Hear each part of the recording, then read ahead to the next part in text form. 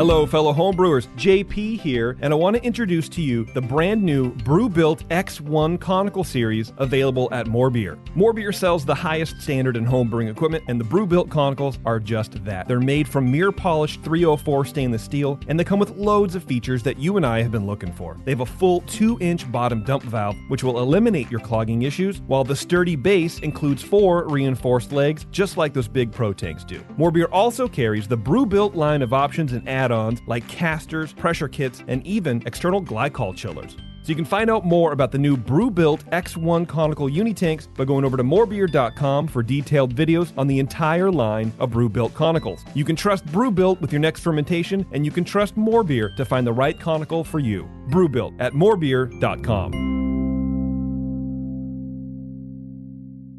Today's Sunday session is brought to you thanks to the fine folks at More Beer. Visit them right now at morebeer.com. Great beer is about drinkability. Doesn't matter the style. You guys are like walking beer Wikipedia. That's the first time that you've ever accepted me as a person. Or you have a fermentation in your gut. I'm jet propelled at all times. How many guys do you think that you have the privilege to slap? Somebody who's never tasted a commercial example, and this is how you know everything about this beer? Please, you don't. I think that's bullshit. I think it's bullshit too. Wow. Are you guys going to arm wrestle? No. We're going to teabag fight. Yeah. You heard of Junkyard Wars? Can I get another high five, Beavis? Now, live from the Brewing Network studios in Northern California, this is the radio program for home brewers, craft brewers, beer lovers, and beer geeks. It's your only source for live beer radio that brings expert brewers together with, well, expert drinkers. This is the radio program with a head on it. This is The Session.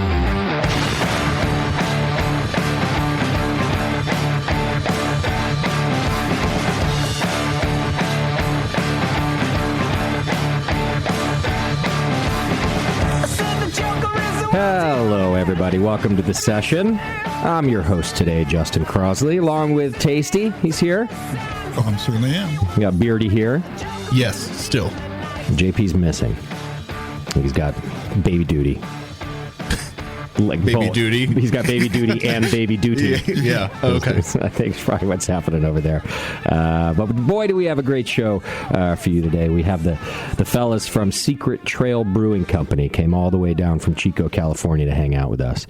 And I'm told that they brewed special beer just for the show. Oh, really? They actually changed their brew schedule to make sure that we had the beers that they know we like. Oh, wow. So we'll learn about that from the guys from Secret Trail Brewing Company. That'll be an exciting show. I think that's a good trend that we should start from here on out. Yeah, let's reward them. Handsome. Yeah. I know, exactly.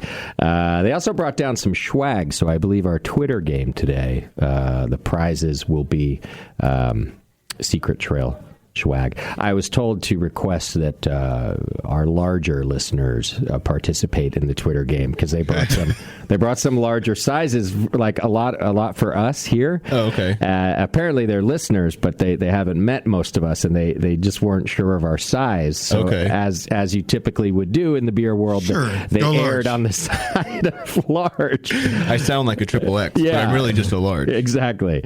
No one knows what's under that beard. Right. So when we get to our Twitter game, of course, hopefully JP arrives in time to do that. Otherwise, I don't know, you'll have to make it up, Beardy. Okay, I'll have to make a Twitter account, I guess. We'll get on the social medias. We'll put something out there. Rainy days in the Bay Area. Again. Yeah. I wish this would go away. I need all this weather to clear up in time for Spring Brews Festival. So I guess dump now. Is that how it works? Like if it it dumps now and then it's gone later? Yeah. Like you have Knock to that average way down. You have to get rid of it. And we've had good luck in previous years, right? As far as weather? Yeah, I mean, don't jinx me. Did somebody knock on something? I did. Yeah. Great. Now we know who to blame if it's dumping rain. You're welcome. At our spring. Damn it, Beardy. So, yeah, hopefully that'll clear up. Come on down to the Hop Grenade if you want to try the beers from Secret Trail. They're on now and will be for the next several days. We pretty much finished up our Pliny the Younger days. I was talking about that last week and how quickly we sold out of 200 tickets, and that event was yesterday, Sunday. and everybody had a good time. Nice. It's interesting, so most places just put the stuff on tap, right? And then you kind of come fend for yourself. And sure. What we noticed is when that happens, people, they'll line up around the block for the beer, and then, they might stand there for an hour, and by the time they get in, the beer's gone.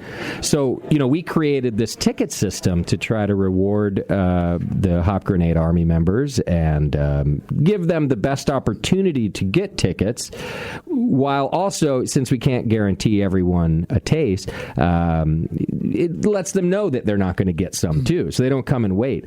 You'd be surprised at the reactions we get to that. Some people really understand it and they're happy, and others they call us like we're younger Nazis. That we hold on to these tickets and we're like, if you really look at it, we're doing you a solid here. Now, yes, you don't get guaranteed a taste since there's a limited amount, but at least you're not standing in the rain for an hour. Exactly. So even with a ticket, you're not guaranteed? Well, yes, if you buy a ticket. But with only 200 tickets available, right, and thousands of people on the Hop Grenade Army list.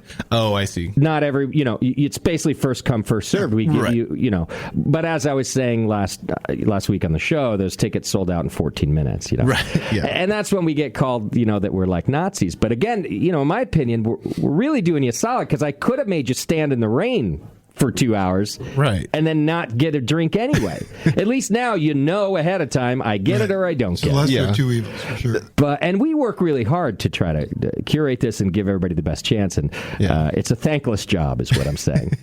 Well, it sounds like next time maybe instead of letting people buy 2, it's just limit 1, and then you only have 600 people complaining. Yeah, I guess so. Yeah. But anyway, I think for the most part, people appreciate it. Now, I will say this. If you're listening to this show live, or you download the podcast, which will be up first thing tomorrow morning, you'll be listening to this. Little Birdie told me that a secret keg of it might go on tap tomorrow. So if you didn't get tickets, you could just show up. And we don't promote that so that we don't have the line out the door still. Okay. Not enough people will hear this show for that to be an issue. I'm just saying, if you're one of the few locals who listen to the podcast as quick as it comes out, I'd probably show up tomorrow if I were you, and you might get a little younger in your glass. And not have to wait in a line around the block. That's right. That's at the Hop Grenade in Concord, of course. We have already sold out of our younger at the Hop Grenade in Fort Collins. Which was nice there too, and there we didn't have to do a ticket; we just put it on and people came in. Nice. Yeah, it doesn't have. I mean, it has a draw, but it's not like here where people are just lining up around the block. People were able to casually come in, and of course it sold out fast. But by fast, I'm talking like a couple of days. Whereas here, like if we put that keg on tomorrow, it'll be gone in about 3-4 hours. A half barrel of beer. Those of you breweries listening out there, something to strive for. Be that brewery who can sell a half barrel in 15 minutes. Yeah. I'm not sure Russian River has a hard time selling that beer to its accounts. Yeah. Oh no, we don't even get to the choice to buy it. Yeah, I was going to say I don't think they sell it to you. Yeah, we get chosen, and then you just say yes. Oh, okay. Yeah, they just bill you. They choose. Yeah, you just take it. Yeah, bring it empty. Yeah. So. All right. Well, let me get through a few things and we can get our guests in here and start having fun with Secret Trail Brewing Company. This show, of course, is brought to you by our friends over at More Beer. More Beer wants to change your malt game with Viking Malt. Hailing from Northern Europe, Viking Malt is a family-owned malt house since 1883. And it's the largest specialty malt producer in the world. Their base malts are malted from null-lox varietals that don't contain the enzyme lipoxygenase, which leads to trans-2-nonenal in beer, which is responsible for those stale cardboard flavors. So head over to morebeer.com and brew with ingredients from the future. Also, if I were you listeners, I would turn that read into a drinking game every week to see if I can get through it. And obviously you drink if I can. Because it's more likely that I won't. It wouldn't be a drinking game, though. Yeah. Okay. Announcements are brought to you today by Drake's Brewing Company. You can go to drinkdrakes.com. Check out their full lineup of beer. Black Robusto Porter, my favorite, Drake's 1500 Pale Ale. If you really want one of those big beers, you can go for their Denogonizer. That's their double IPA. This was years ago back when we were at the Rat Pad. Remember we had the Stripperator, the big, a massive kegerator that used to be in a strip club. And I don't know how Chad or somebody got Denogonizer on tap there. And it drinks so easy. I just remember it stands. I've been drunk a lot in my life, let's face it. But this is it's notable that it stands out to me that I had a few pints one night, and you know how some people react to tequila or Jack Daniels? They get kind of crazy drunk. So your clothes fell off? I got crazy drunk. I was running around the house. I was probably wrestling with Sam. And it was it was before I knew it, because the beer just drinks so easy, but it's a big double IPA. Yeah. So hey, if you're looking to ramp up your evening game, check out the Denogonizer. If you want to get crazy drunk. Yeah. All right. So thanks to Drake's for being a part of this program, as always. All right. I've been letting you know about all our new shows. I'm going to let you know again. We've got our Spanish-speaking podcast, Entre Cervezas, our marketing podcast for those of you professionals out there, Shrine Runner Craft Marketing. Our newest one, Hop and Brew School, is out there. Really doing some good stuff there. We just put out a couple of hop chemistry episodes that you can check out. One of them was like a hop chemistry 101, and the second one dove into some of the hop oils and polyphenols. And so really digging deep into the hop world. You're going to like that. Of course, we've got Beardy and JP's podcast, Heads and Tails, which is our distilling podcast. So there's so much content on the BN now. I couldn't be prouder of what we're doing here. So go check out all the shows if you haven't listened to them yet. Our 10th annual Spring Brews Festival, March 30th. That's Saturday, March 30th. Tickets are now on sale. It does sell out every year, and I'd go buy your tickets as soon as you can if I were you. People have been writing, asking about our VIP party. We will be having that here at the Hop Grenade also. We just haven't put up the details yet, but they should be up this week. And that way you kind of come in. We give you a bunch of great beer. You get VIP entrance into Springfest, so you don't have to wait in line, and that's a good event, too. So stay tuned to the Hop Grenade social media for that. We'll let you know when those tickets are on sale. But get your Springfest tickets now. Tasty's Tasting Room will be in full effect. Sure will. That'll be great. Yeah, it's always fun. Yeah, you guys get a lot of homebrew for that. Oh, yeah, tons. We had some homebrewers come out for Oktoberfest, and granted, it was a little late notice, but I think they sold out of their homebrew in just an hour or two. People really like to go after the homebrew. I don't know. It's like less than 2 hours. Right. So, yeah, excited to have Tasty's Tasting Room back. It's been there all 10 years. 9 out of 10. Oh, we had to skip 1 year, didn't we? Yeah. And that was dumb because it was some law that they cited. And it was a miscommunication of a bad law. Yeah.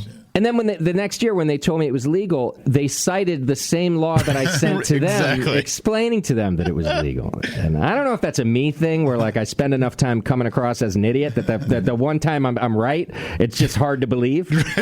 They're like, it's from Justin. So, but Tasty's Tasting Room will be back, and it's all for a good cause. It supports local music here in Concord and local youth music programs. We got 2 great bands playing this year, too. I was telling you last week, the Royal Deuces will be doing some rockabilly, and then Lucas Ohio Patty, who was on one of our shows a couple years ago, he's opening up with his new music. So good music, good beer, good food, and I can't wait for it. Our 10th year. All right, if you want to support us, just click the Amazon link on our homepage. You can do all your Amazon shopping that way, and it's just a great way to support the BN. You could sign up for BYO Magazine, and that's a great way to support us through the link on our homepage. You could sign up for the AHA, the American Homebrewers Association, through our homepage. That's a great way to support us. All of those things are, you just spend the normal money that you're going to spend anyway, but if you do it through our links, it's very, very helpful. You can also subscribe and join the BN Army for as little as $2 a month.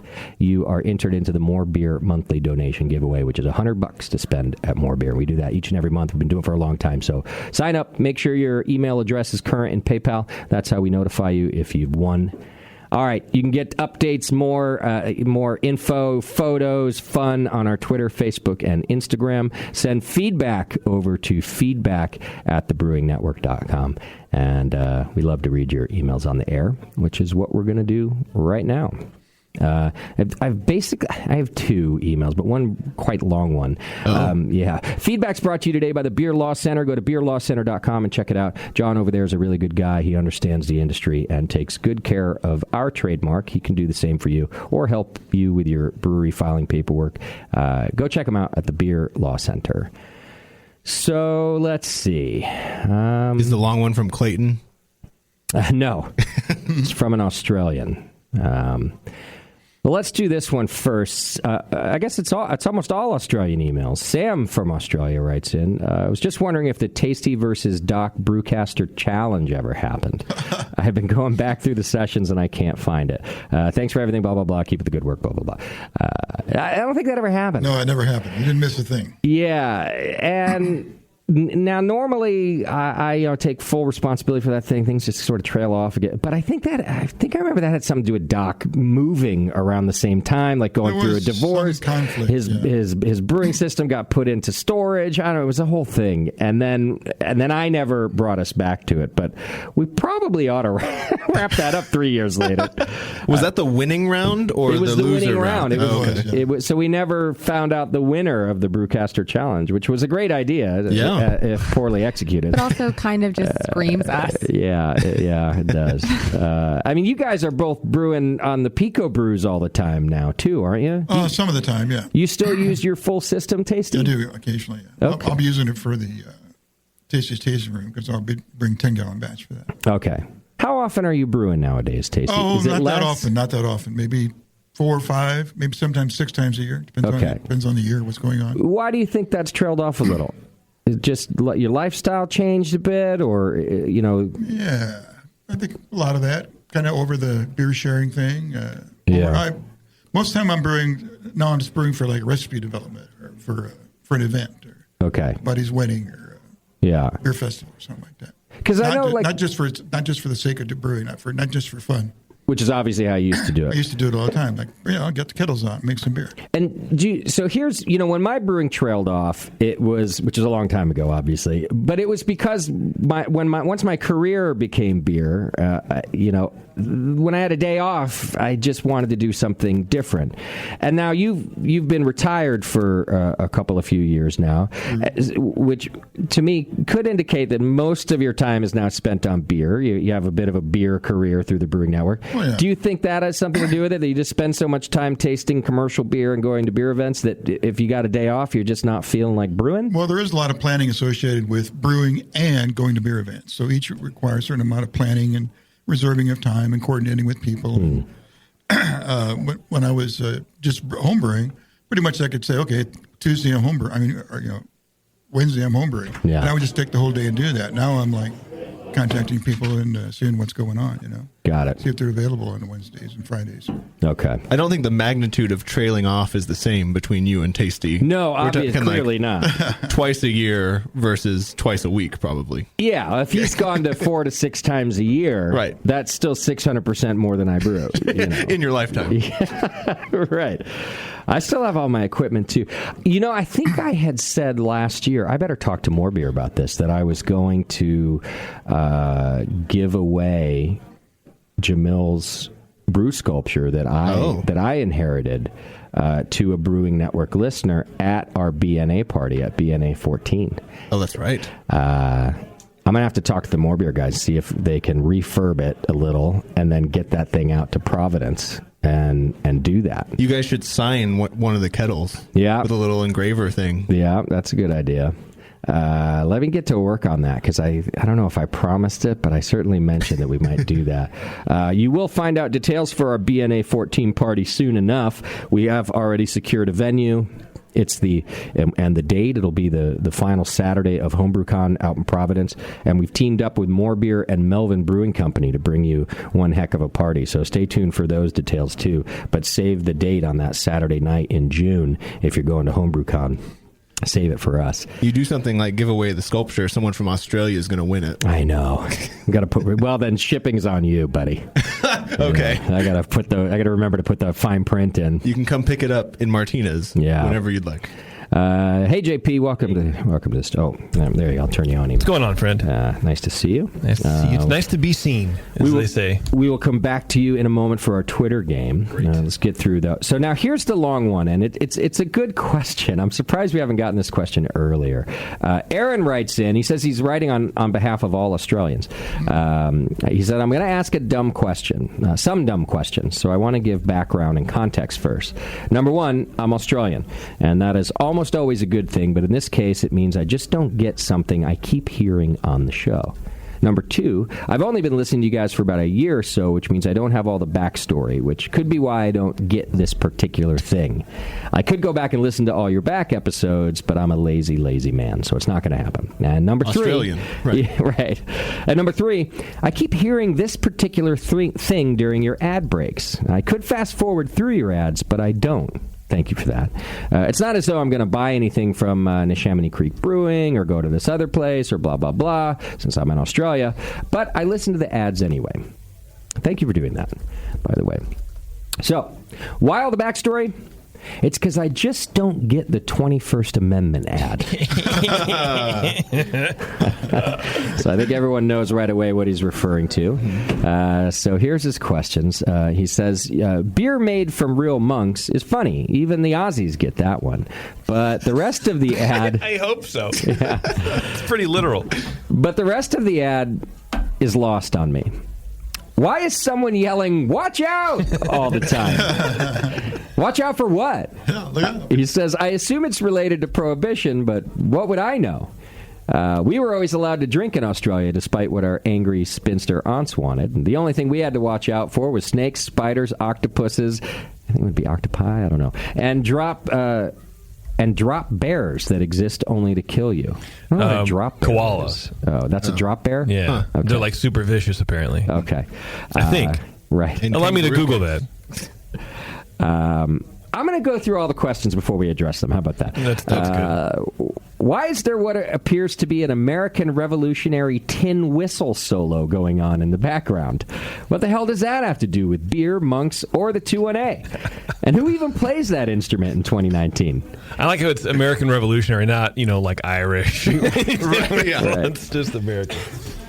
Why does copying the ad require Jamil's express permission? I'm sure he didn't give a shit who cuts and pastes the ad. But now I know I'm sure as hell going to plagiarize it just to piss him off. And finally, why does JP have to suck it? I get that he's a bit of a dick and picks on Warren way too much. That's not true. But what's he got against the 2-1-A, Jamil, or drinking beer in the can? As you can see, it's all the big issues here. Please answer my questions and allow me to sleep at night. Love your show, and next time I'm in America, I'll come to the Hop Grenade, but only so I can say Concord with emphasis on the second syllable. I think they all can be answered with 2 words. Go ahead. Andy Wood. Right. Right. To understand that, you have to understand Andy. Right. Yeah. And nobody does. Right. Well, there's a little further understanding. One of them is that, the 21st Amendment has been a sponsor of ours for a long, long time. And it became very difficult to get Sully and or Nico to come in here and cut new ads. So we were running the same ad that they had created for a long time. And so longtime listener and friend of the show, Andy Wood, and you'd have to go back farther than a year, Aaron, who wrote in, to know anything about Andy Wood. But he called in all the time, very funny guy. Kind of got fed up with the whole thing and created his own 21st Amendment ad. And Andy Wood's just a silly guy and finds things funny that either aren't or that are obscure or whatever. And so sat at his computer, I think, for an entire weekend and created the ad that you are referring to and placed in it a bunch of his own humor, random things like watch out, and a disclaimer that means virtually nothing. So really, to answer your question, is that all the things you're looking for meaning in have zero meaning. Correct. You just sort of have to understand not only the personality personality of the show, which I think you're probably getting to understand, but the personality of Andy Wood, and you'd have had to have been a long-time listener. That's correct. So they still haven't updated their ad in years, and we just find it funnier to play the random Andy Wood one than the other one. Also, their other ad contains misinformation. For example, it says how long they've been in business, but that was 5 years ago. Right. It states the only location that you could see them, which was at 563 2nd Street. 3 or 2? 563 2nd Street in San Francisco. But now they have a large brewery location in San Leandro, California. So the Andy Wood one, while containing a lot of irrelevant information, at least doesn't contain inaccurate information. Right. Yeah. So that's about the best explanation I think I could give of that. Yeah. I mean, of all the things to like hyper focus on, it's the random, like terribly recorded 2-1-A ad from 1100 years ago. That was probably done on like a Skype headset. I think it was. I think he had like an app, if I remember correctly, because that was back when we were doing a lot of the JP and Sully mixtape shows. Okay. And so he cut a lot of intros. Like I have an intro for him advertising the Big Pickle. Okay.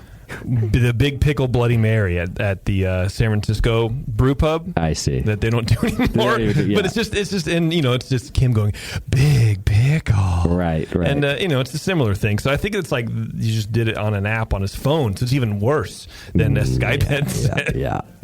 So.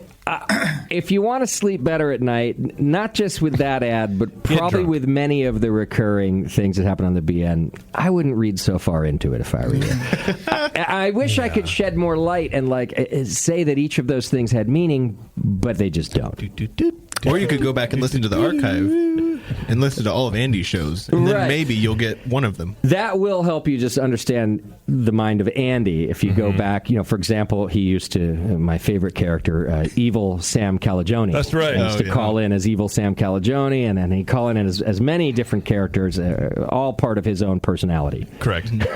So that's about the best I could do for you, man. Thank you for writing in, though, Aaron. Sleep better at night knowing that, like most things we do, it's pointless. That's correct. Yeah. Like most of life. Yeah. All right, and then finally, Tony writes in, this is about our Brewing Network anniversary party, as I was mentioning, that'll be at HomebrewCon in Providence. He says, I'm a regular listener of the BN, mostly the session. I live in Massachusetts, so I'm really looking forward to HomebrewCon in Providence and attending my first BNA event ever, which is exciting for me, too. I'm also a member of the Rhode Island Brewing Society, which is the host club for HomebrewCon this year. And he was just writing in to say nice things and offer his help answering questions or anything we need, from someone with boots on the ground there in Rhode Island. But he does say, P.S., offer does not include lending of money or any illicit endeavors. Damn it. Which, frankly, takes like 90% of our list. Of anything we would ever ask you. Right off the table. I mean, illicit endeavors alone covers most of the help we need boots on the ground for. So thanks, but no thanks, bro. Yeah, Tony. Take your offer for help and shove it up your ass. That's right. It's probably Tony with an I. Now accent mark over it. Now we got to go back to our normal routine of sending Bevo's husband Sam out to complete our illicit endeavors, which have about a 50% success rate. Right. Sam, I need a mini thin. I got you. Oh my Slim God, Jim. it's so funny you're talking about this because I just was thinking today about that time that he bought fireworks and then lit them off in front of the hotel. Oh my God, yeah. Well, that's the thing. Kim Wood. That was by an the way. example. Fireworks here. That was an example of success. Yeah. Right. I can say with 100% accuracy that he 100% of the time does not come back with whatever it is we asked for. True. But 50% of the time he comes back with something amazing anyway. Like fireworks. Yeah, well, only if 25% of the time he would just come back. Yeah. Right? Right. Yeah, sometimes we don't see him till the end of HomebrewCon. Yeah. Hey, I haven't done that. And funnily enough, Bevo's the only one who doesn't worry. The rest of us are dying without Sam around, and Bevo's just like, he'll be back. I'm living my best life. Yeah. No, thank you, Tony. I appreciate you for reaching out. If we need anything other than what Sam can get for us, But I do promise you an interesting experience with the BN crew. You never know what's going to happen. I believe that one of the Shoe brothers shit in a fountain once at one of our parties. True. It was my fountain. Okay. Yeah. And it happened when I was pregnant. Excellent. We've gotten rides from strange buses before that we didn't know where they were going. One of us, who shall be remaining nameless, we all packed into a cab and this person got into the trunk of the cab and went across town Denver. Yeah. In the trunk of a cab. That's happened before. Which still surprises me that dude, how hard it is to get a fucking cab license and how expensive that is. Right. That you would risk losing it by letting someone go into the trunk. I know. But we have a way of talking people into things. So this year it'll be Tony. Yeah, right. I will say, we've gotten tamer in our old age. Oh, absolutely. Tasty especially. Actually, he's been the same even keel he's always been. We've gotten tamer, but you know what? You put enough beers in us, you never know what's going to happen. Yeah. Some denogonizer helps. Yeah. So keep an eye on the Brewing Network for details about our BNA 14 party. We'll also post it over on the HomebrewCon website as soon as they will allow me to do so. And I say come party with us. It'll be a good time. Okay. Do we have a Twitter game today, JP? We do, Justin. Thank you for asking. Well, you know what? Twitter is brought to you, Twitter game, not all of Twitter. Our Twitter game is brought to you today by iDip, the smart brew water testing kit that incorporates a revolutionary photometer system, which is the first and only one on the market with its own app. You can use it for home or commercial use. It takes great water to make great beer, you should know. It's the only meter on the market that runs water tests with no math needed on your part, which is why I really love this product. You can email the results to the rest of your brewer friends. You can post on Facebook, let your homebrew club know, and it's got the ability to test over 40 different water quality tests. I like quality. I'm just going to say that. I'm just starting. Just warming up. We're playing tonight. the drinking game. You can test for things like total alkalinity, chloride, calcium hardness, pH, sulfate, and more. So go check it out, and there is a Brewing Network special. Podcast listeners, just enter coupon code TBN10 at checkout and save $10 on either the standard or advanced smart brew testing kit. Order now and make this futuristic technology part of your brewing process. Go to smartbrewkit.com. What's our Twitter game? Well, I don't know if you know this, Justin, if you're aware of the happenings in aviation lately, but BrewDog, the brewery, the Scottish / where else are they? Cincinnati or some bullshit like that? Somewhere in there. Yeah. Okay. They launched an airline. Did they really? BrewDog Air. This is a real thing? This is a real thing. And what they did is you could pay, I think it's like $1,200 for the inaugural flight on BrewDog Airlines, and they give you a flight of beer, and it's supposed to be like a party in the sky, right? Which are we talking jumbo jets here? Yeah, we're talking like 747s, dude. How it's a thing? Did they crowdsource this business too? Yeah, I'm sorry to derail this, but how could they possibly afford something like that? I don't know. I don't understand. I don't know. But this is real? This is real. It's a real thing. And in fact, it's so real that I believe it was this past weekend, or maybe it was the weekend before, they had their first flight.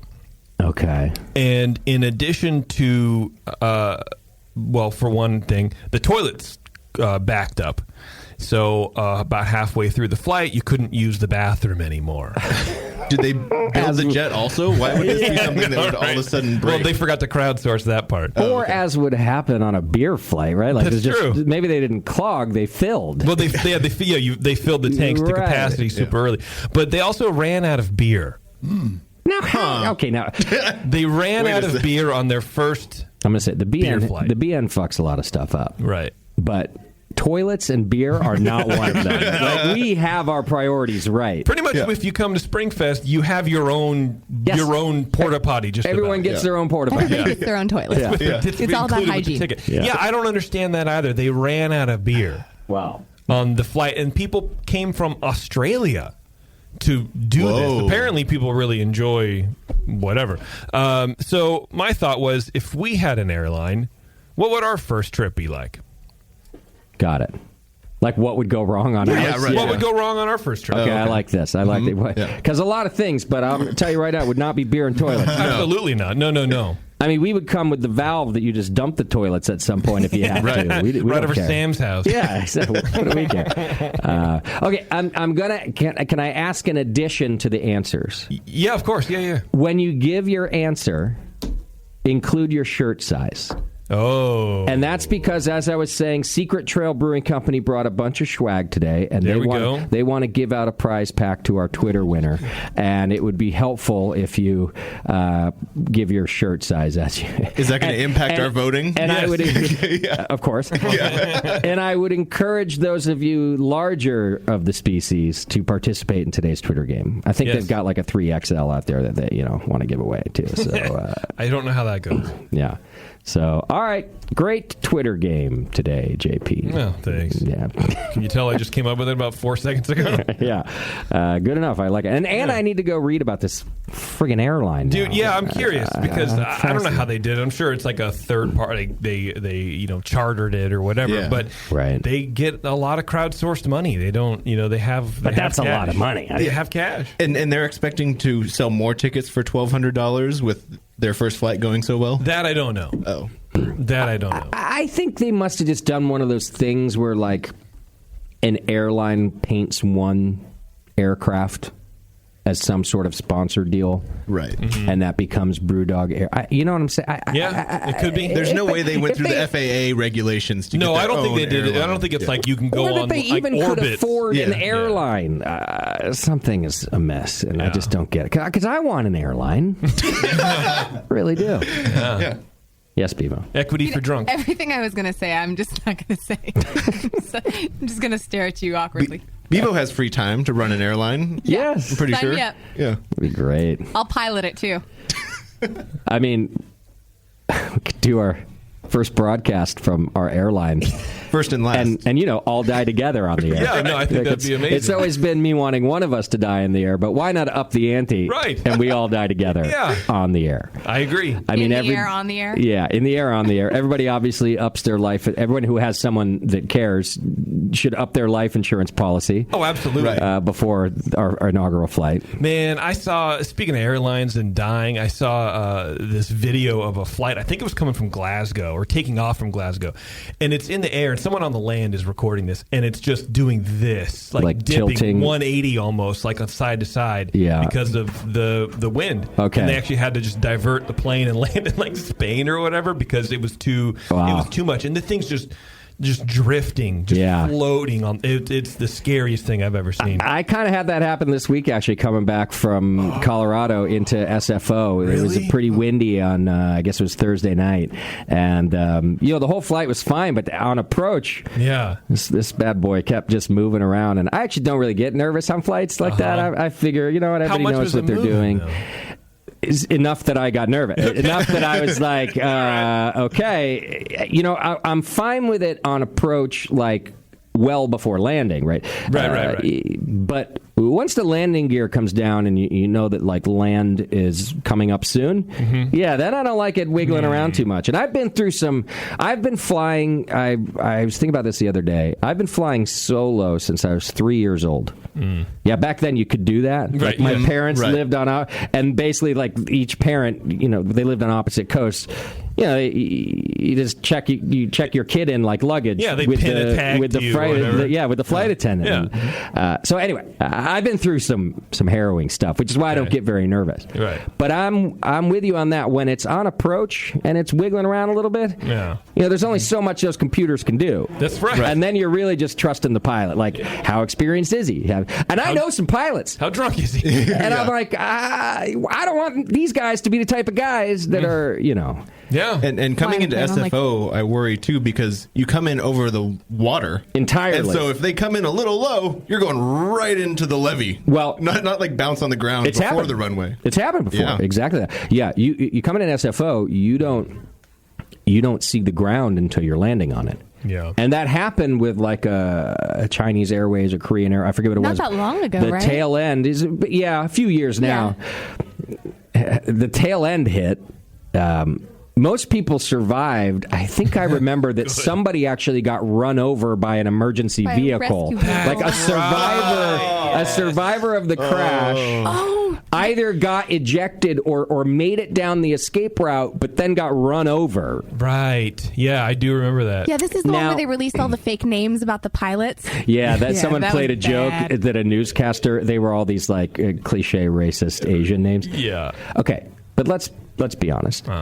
If you make it through a crash and get run over by a rescue vehicle, is there more proof that it's your time to go? Final destination. Yeah, Like, absolutely. There are times you don't get to escape death. This person was clearly meant to not be on the earth. Yeah, well, let's face it. Yeah, or you're too dumb to breed, and that's a good thing. Like stay away from the vehicle. Yeah, it had sirens, it had lights. No, it was very big. No, blame the vehicle. I mean, no, I'm victim blaming right now. Absolutely right now. I mean, what kind of days would you be in if you walk away from a plane crash? In her defense, I think there was like smoke and fire. Right. And like she didn't see them, they didn't see her, and she died.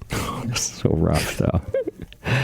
It's your time. I'm sorry. Like even at the funeral. Okay, if this was a family member of mine, yes, the funeral would go a lot like this conversation. I would get up and do my eulogy, and I would be like, but guys, I mean, let's be real. It was Dad's time. Yeah.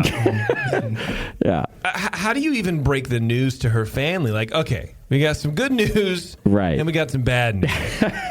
Yeah. She made it off the plane. She did not die in a tragic plane crash. That's correct.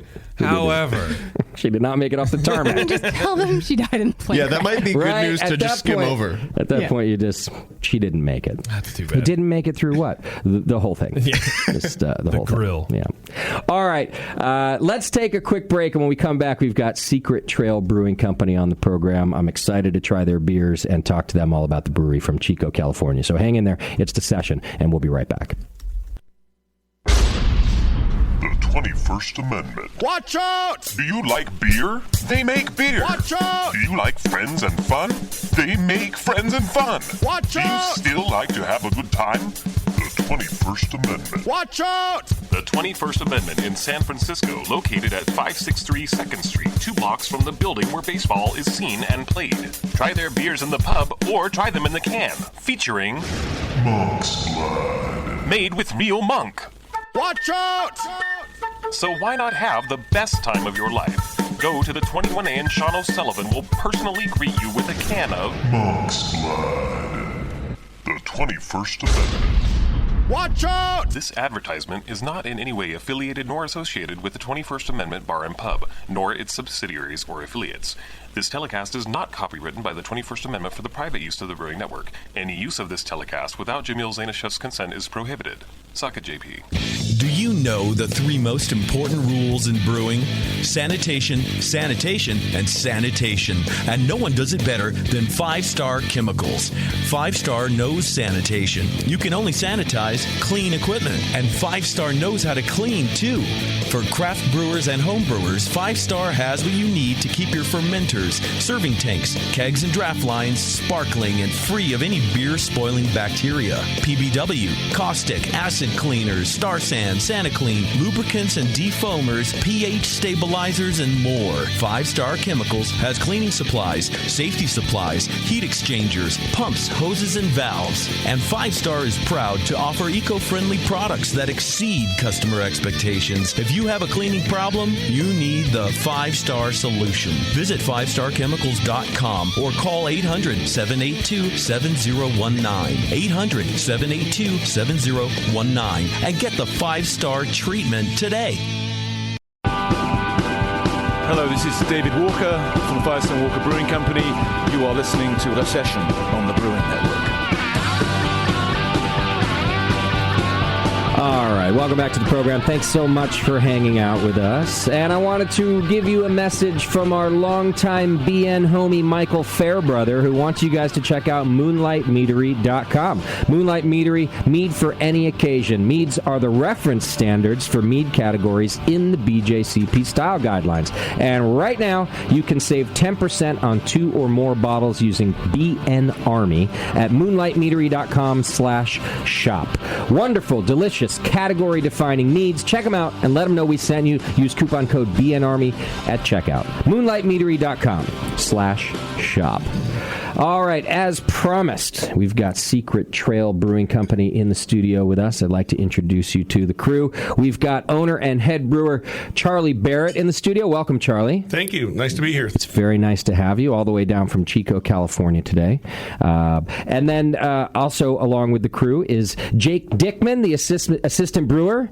That's right. Best name we've said in here in a long time. Dickman. I mean, I feel like if you weren't here for real at some point in our life, JP and I would have invented a Jake Dickman. I mean, Dickman, trans woman. Does it make you feel any better that my middle initial is P as well? I'm JP Dickman. Wow. I know. Appropriate. God damn it. Yeah. Why is everyone looking at me? It's cream on the Whoa, slow down. Okay, slow down. The Dickman's throwing cream down already. I get it now. So I used to be on a beer moment here that was on 106.7 Z-Rock in Chico, and it was on Wednesdays, and it was a morning zoo type thing. They would call Aftertaste Reach Around, and they would call IBUs Itchy Butt Units. It was the full 9 yards. Right. And it was Hump Days with Dickman. Nice. And they wanted to say that so badly on FM radio that and they wouldn't let him? No, they did. Because it's a name. It's me. Yeah. And it's Hump Day. Right. With Dickman. That's funny. Yeah, the FCC, there was always ways around it, and so you'd get all giddy as a DJ because you could actually say things like that. Yeah. Oh, they did. Yeah. But they would still always catch you. I did a segment once where I was trying to explain beer can chicken, right? Yeah. And so, it was like we were doing a food segment. I was like, hey, a great thing to do is the beer can chicken. And what you do is you take the chicken, you shove a beer can up its ass. Well, it turns out, you're allowed to say ass. I had said ass plenty of times. Yeah. I know ass is a donkey or whatever. It turns out the combination of shove something up an ass. It's the whole keister dilemma. Definitely got in trouble. They were hitting the delay button 10 times to make sure. And they're all, and my producer in the other room, they're all freaking out. And me right on the air, I'm like, what just happened? And they're like, you can't say that. And I'm having this conversation on the air. I'm like, can't say what? I say ass all the time. So context matters? Yeah, context. Okay. So essentially my producer luckily was savvy enough to explain it to me and my listeners that context matters without repeating the phrase, you can't say shove a can up a chicken's ass. Right. But anyway. We don't have a dumb button here, so it's all going in. Yeah. But your name's Radio Gold, Jake. Well, thank you, sir. Appreciate it. I worked hard for it. So let's talk about the brewery, and then we'll get to some of the beers in our glass. But you guys are from Chico, California. And Charlie, how long have you guys been around?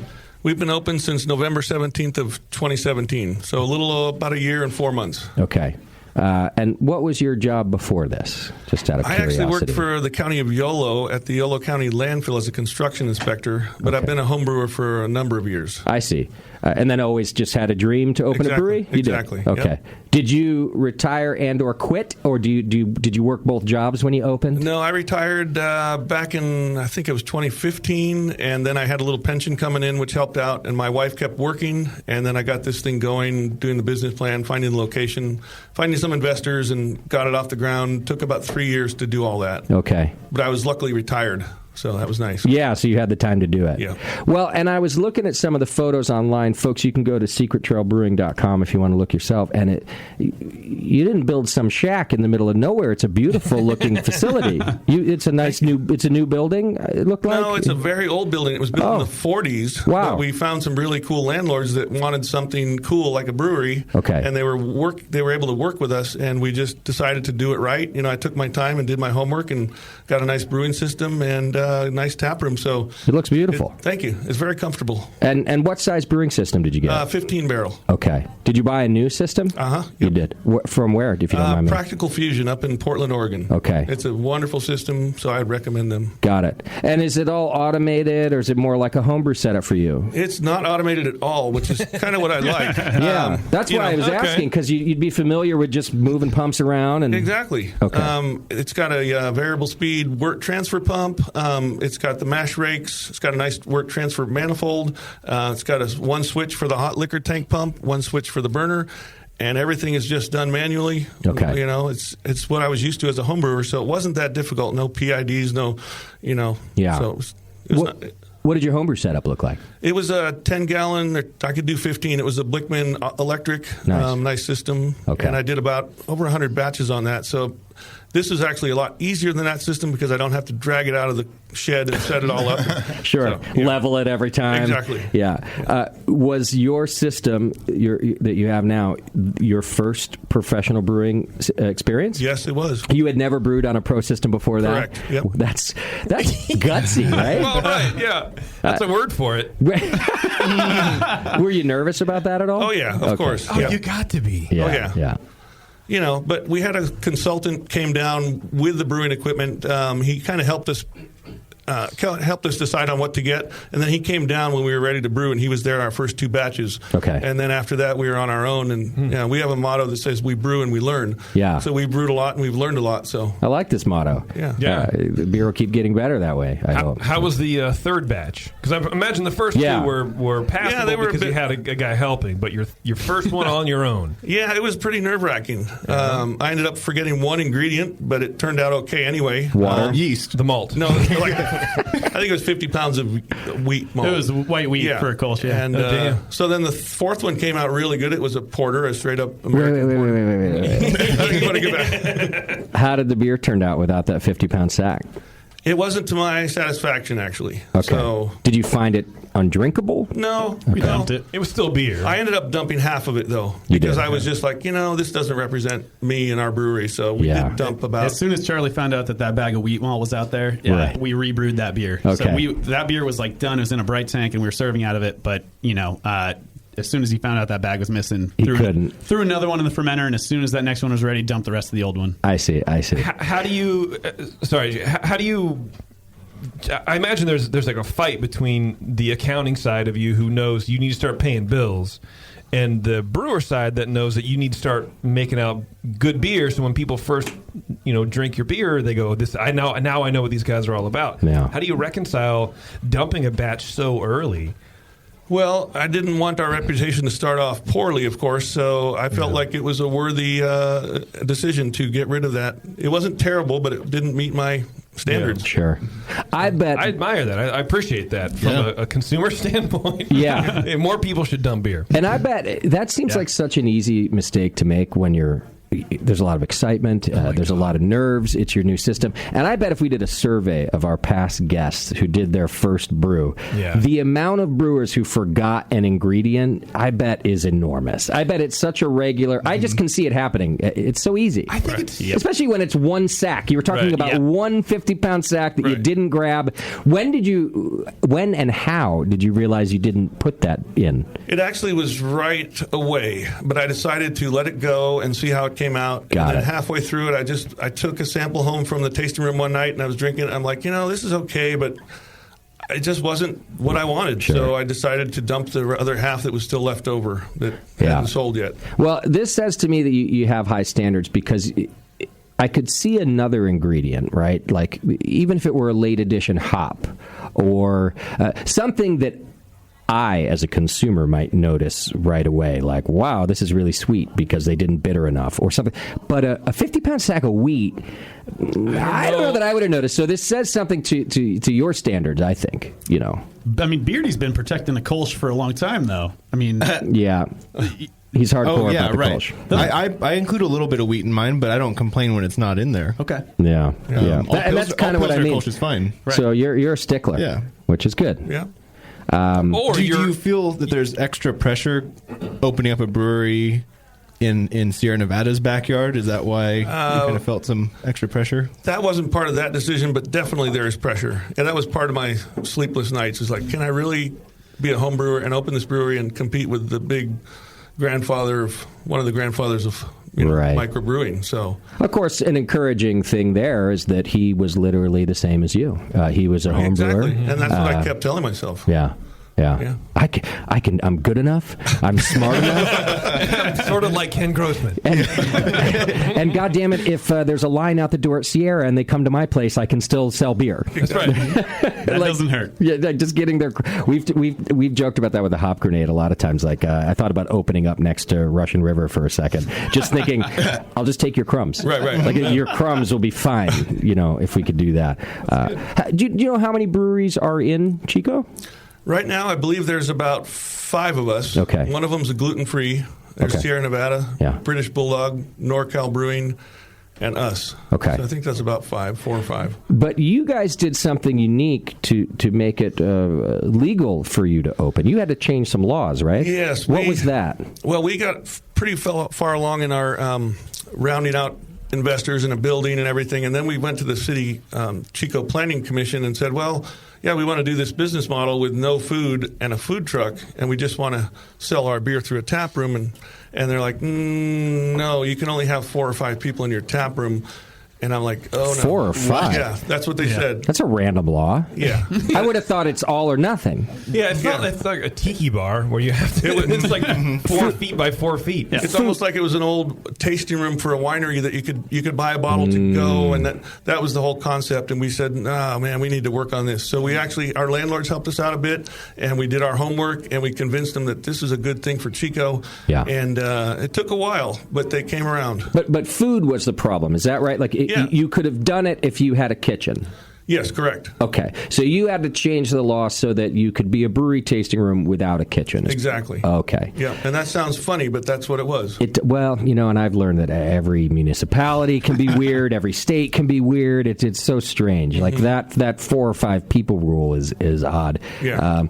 But now, was it very difficult to get that changed, or was it just a process? It was a process. I mean, we had to build a case and tell them that this works everywhere throughout the whole country pretty much. Okay. And that it would be good for Chico. And once we told them that, and they could see that we're serious and we're not going to just throw some slap, Yeah. So it wasn't that bad, but it took a while. And meanwhile, money's burning a hole in my pocket, kind of like right. And so yeah. And so we got there. And you, I'm gonna just put a finer point on this because I'm going to relate to it. So I'm not trying to call you out on a mistake or anything, but it sounds to me like you were kind of well into the process before you found out that was a law. That is correct. Yeah. Yeah. I fucked that up, man. Yeah. So we opened our place in Fort Collins, and the whole time, and I even did build out because of it, I thought that just like in California, we could be a bottle shop, too, that you could sell bottles to go. I didn't do my homework. Yeah. Turns out, and I built my cold box in such a way where there's built-in glass doors that people can go and peruse the bottles. Can't sell bottles to go. Yeah. And I kick myself for that. Just think, it didn't change the model entirely, but it was really something I should have known. I should have done. I would have built it a little bit differently. Colorado, just speaking of weird laws, you are allowed to do it. You're allowed to sell bottles of wine, not beer. Corked. So if somebody comes in, we are allowed to open a bottle of wine, pour out 1 ounce, and then cork it, and they're allowed to take the bottle to go. There could be an argument that you'd be allowed to do this with beer, right? But who the fuck wants to do that? You can't open the beer, and then, unless you're going to drink it in the parking lot. So anyway, I'm just kind of relating to that because I just remember going, Justin, why the hell, didn't you look at that? How come you didn't go down to City Hall and try to start get that changing changed? things? Yeah. You know what? Because we're battling 2 different things here. I would have been battling distributors, right? The old guard of distributorship and who can sell bottles, and liquor stores, and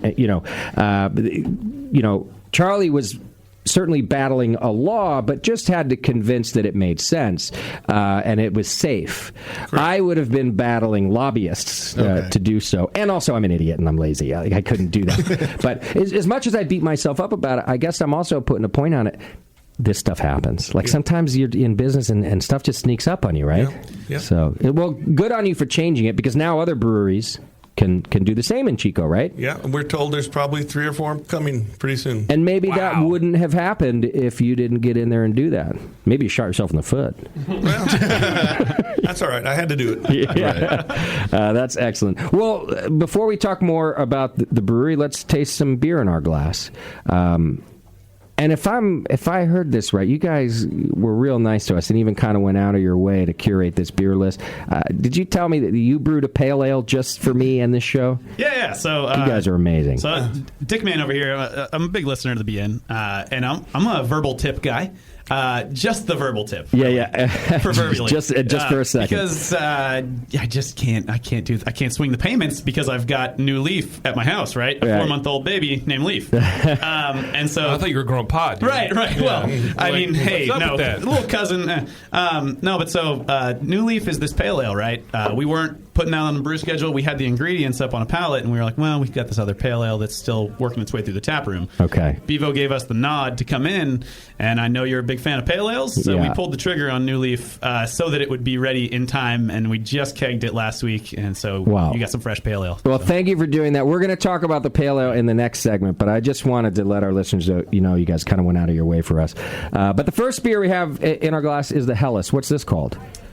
This guy is Helleshund. Okay. Yeah, Helleshund means a bright dog or kind of clear dog in German. Okay. Like hell is just light or clear, and it's a Helles. Home brewers, beer fans, true beer fans are going to be aware of this style, and it's kind of a shrine, really, to Pilsner malt. Yeah. And the goal is just to really explore that, and it's a 3470, the Van Staffen lager yeast, a little bit of Munich malt, a little bit of acid for some pH adjustment on our brewing water, and then a little bit of aromatic malt. And some German Magnum bittering, and then Hallertau Mittelfrüh additions, actually kind of late for traditional Helles, but we did 20 and a 1 minute. So there is still some hop to it, and I think that's been an issue for us. Not an issue, but it's an aspect of Chico, right? The town of whole cone hops and IPAs. That's right. So people come in with these palettes that are very, attuned to like the IBU wars that were going on, and they're like, well, this only has like 75 IBUs, and we're like, well, that's a grip, man. Like, so that's some IBUs. Yeah. No, so little hops for the Chico folks there too. I think that beer's absolutely fantastic. It's great. Thank you. That is a traditional Helles right there. I don't know how long you've been listening, Jake, but Daniela and Flo. Okay. Daniela used to do the show. She started this show with me, and our good friend Flo did the very first Brewing Network show that we did back in 2005. Are coming to town on Wednesday, and I'm glad that this is going to be on tap because I think it tastes like a Munich Helles. So you guys just put the old archives on Apple? Yeah, just put them back. I literally just listened to that first show. Oh God, it's awful show, it's but terrible. Yeah. Because I'm not there. That's why I stopped listening to your guys' the early stuff because it's so bad. I don't blame you. You guys have gotten good, believe it or not. There's no show that started out good. The's no show, none. I think radio started out right on top. Even lunch meat. It started out as bad as it finished. So yeah, that's true. Yeah, well, yeah. Well, I'm excited. I'm excited they're coming back to town, and I've got a Helles to show them. And this was for me really special too. And this, we were tasting it throughout its maturation and watching some things fall off that were undesirable. And then when it hit that point, we were really happy with this beer. Yeah. And it just reminded me of being in Munich and slamming Augustiner Helles at the local pub, Except fresher, obviously, for me. Well, but just to me, it reminded me of being in Munich, actually drinking that. And whereas I can't get that beer here and enjoy it the same way. That's what a style should do, I think, if it's done right. So it is very clearly and obviously a Pilsner malt showcase. I think that's very nice. It has a pretty firm bitterness to it, which, a lot of times with people, I had to figure this out myself, people kind of asking me some of the difference between Helles and a Pilsner, right? Mm-hmm. And I always thought that a Helles has, it's not an aggressive bitterness, but it stands out a little more. And it's not like firm. I think firm is used kind of like balanced is, where it sort of means something, but not really. But nothing, I think a Helles is a little bit more bitter than firm. Yeah. If that makes sense. Yeah, it stands out just a little more. It's not cloying. It doesn't stick around for a long time, but it should, I think, showcase noble hops like that. Yeah. As opposed to being a full-on Pilsner malt showcase, right? Right. Yeah, I think you nailed. Is this one of your homebrew recipes, Charlie? Yes, it is, actually. Are most of your recipes from the homebrew world? Yeah, I would say probably 75% are. And you just kind of scaled them up, and then you probably had to dial them in, too. Yeah, usually there are a couple iterations, and then we dial them in further at the brewery. But this was our one-off, first time brewing this at the brewery. So. Wow. And this actually was kind of second nature to us, too. This recipe is not entirely dissimilar to our Delta Breeze Kolsch. Okay. The difference definitely being, a little bit of hop choice, but mostly, really the lager yeast and the fermentation characteristics. Okay. But not terribly dissimilar. We cut the wheat, obviously, on this one. Sure. What does the malt bill look like? This one's 87% or so. Munich, Pilsner. Pilsner, and yep. that's the best malts. And then we got some Munich in there for 5.9%. I'm just going to read it off the sheet. Yeah, so that's it's cool. going to be geekily accurate. I So like if it. anybody wants to brew this at home. 3.4% acid malt. That's really for our brewing water, though, so don't just, verbatim that. And then 2.9% aromatic. Is it literally called acid malt? Acidulated. Acidulated malt, Yeah, okay. Basically, anybody spraying sour beer over some malt that's finished is making acid malt. So. Got it. And then the hops? Magnum for bittering, and that's a 90-minute first wort. Traditional, yeah. And then really, I think a 90-minute boil is crucial on a beer like this, too. Because I think that while DMS is barely acceptable on something like this, and on weird tasting days, I feel like I'm picking it up sometimes on a tail touch of it, but not anything in an offensive way. But also, if you grab the Eyinger Bavarian Pils, that's like a great example of DMS when it's appropriate. Okay. And so, the 90-minute boil. Hallertau middle fruit, like I said, at 20 and then at 1. Okay. So some flame out hops there. And then no dry hopping, just a traditional... no dry hops. Yeah. I really like this beer. And filtered, or...? No, fined. Just lagered. Fined, okay. Heavily fined. And then lagered as well. So we brewed a German Pilsner probably month, what was that, 4? Mm-hmm. And then it was probably released in month 4.5 or 6 or something. Okay. We were going to let that beer fall out. We were going to let it clear up naturally. And then we realized just how much of an inconvenience that is on a commercial scale. So that's been a learning curve for us too, is how do you, there's all these things that you have the luxury of doing as a home brewer. I brew this lager and I know that there's not a lot of oxygen in the keg. I know that it's going to fall out and clear up, and that's fine. And it doesn't work. And if you need more space, you go buy another, go buy another corny keg for $50. Yeah. You don't just go buy other fermenters. Tying up how many fermenters do you guys have? We have 4 15 barrels. Okay. But we're actually getting a 30 and a 7 day after tomorrow. Okay. Wow. Nice. Yeah. Damn. But I bet you just kind of ran into that where you're like, I really need that tank, Well, and then we also brewed a fest beer, right? A true to form kind of Märzen, really. Mm-hmm. It was a pretty malty fest beer. People were like, are you sure it's we're like, actually, it's more like Märzen. It was a little darker and maltier and delicious. But we lagered that we brewed it April 4th, so we missed March by just a hair there. Okay. And then we lagered that all the way until the release for September. And so we that was in our cold box the whole time in a bright tank just sitting there.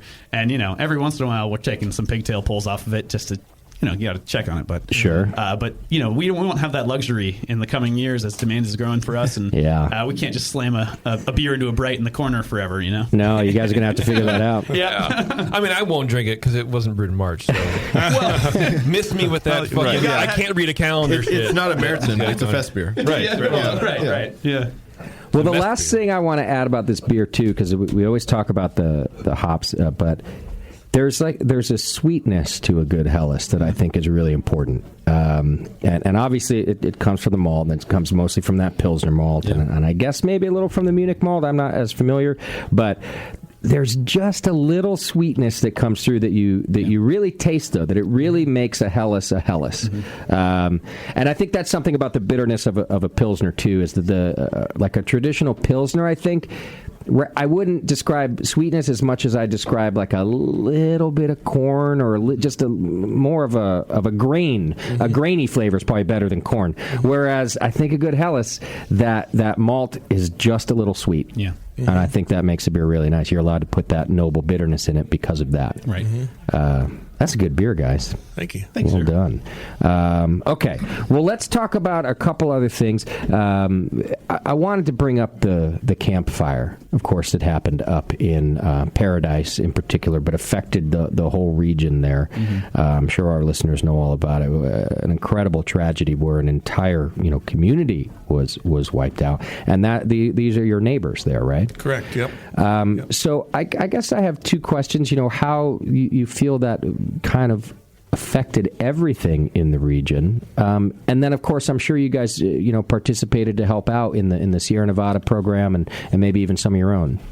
Right, yeah. It was very devastating to all of us because everyone knew someone or had a relative up there, and we probably are literally the closest brewery to Paradise. Sierra Nevada is very close, too. So we wanted to help out. We didn't know what to do, and I called Sierra Nevada and wanted to see if they want to do a collaboration of some sort.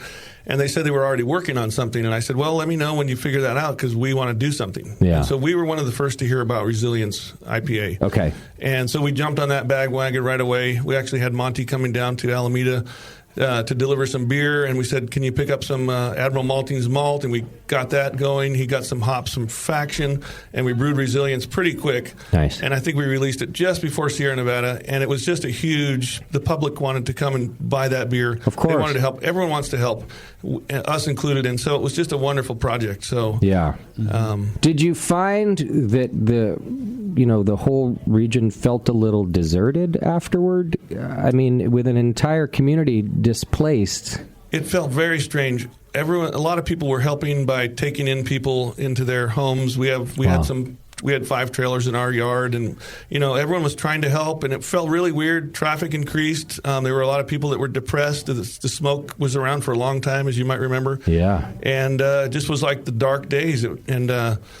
But the good thing is that when these things happen, people their good side comes out, and that's what Yeah. And so people did chip in. There's still a lot more traffic in Chico, honestly, because of the folks in Paradise, and some of them left and relocated further elsewhere. But okay. How close did the flames actually get? Because I saw some pictures from Sierra Nevada where the flames look really close. Yeah, we were probably a block away from where they were evacuating our brewery. Wow, you're kidding. That's crazy. So you guys had your own scare about whether or not... Exactly. Luckily, none of our employees were living up there, but we didn't know if we'd have to evacuate and it was close. Or if it would move your direction. Right. Mm-hmm. That's terrifying. It was, it was scary. Yeah, I'm from Chico. My parents' house was evacuated, and that whole neighborhood, and we could kind of see the glow from up there. Not that I live there, but I mean, they took pictures and stuff, and you could see the glow coming down the ridge.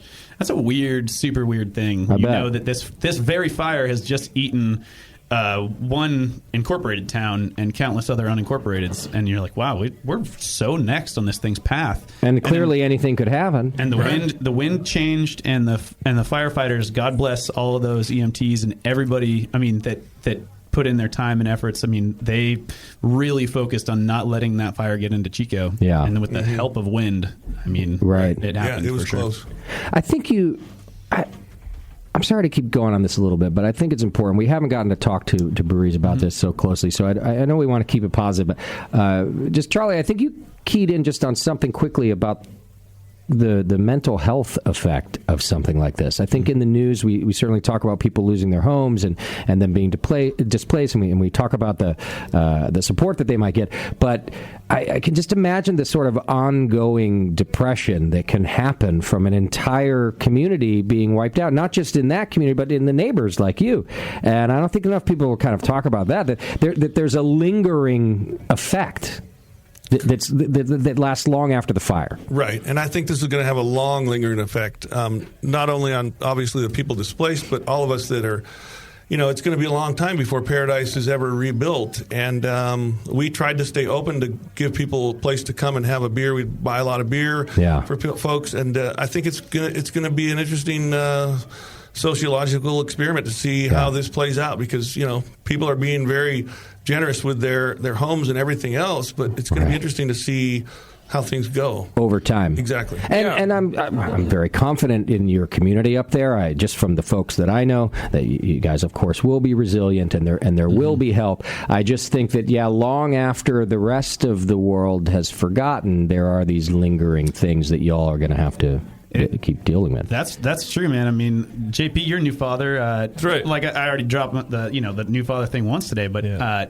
my kid was like 3 weeks old when that fire happened, and I live in an old house in Chico. There's smoke just like pouring in through the cracks of the windows that aren't sealed, and it's just cool. So you got this kid. You're like, no, we got to go find a family with a friend, with a whole house fan that's going to clear this up. And not to mention, we were going to buy a house in the next couple of years, my wife and I, and that's not really an option anymore. The housing market's insane. Oh, there's probably not a house left available anywhere. No. Yeah. Not at all. Yeah. Wow. I mean, even out in where I'm in Oakley, we were getting just tons of smoke. It was crazy, and I was concerned about my kid. Yeah. I couldn't even imagine being right there, closer. Dude, it was weird. And we were talking a little bit about the town being rebuilt.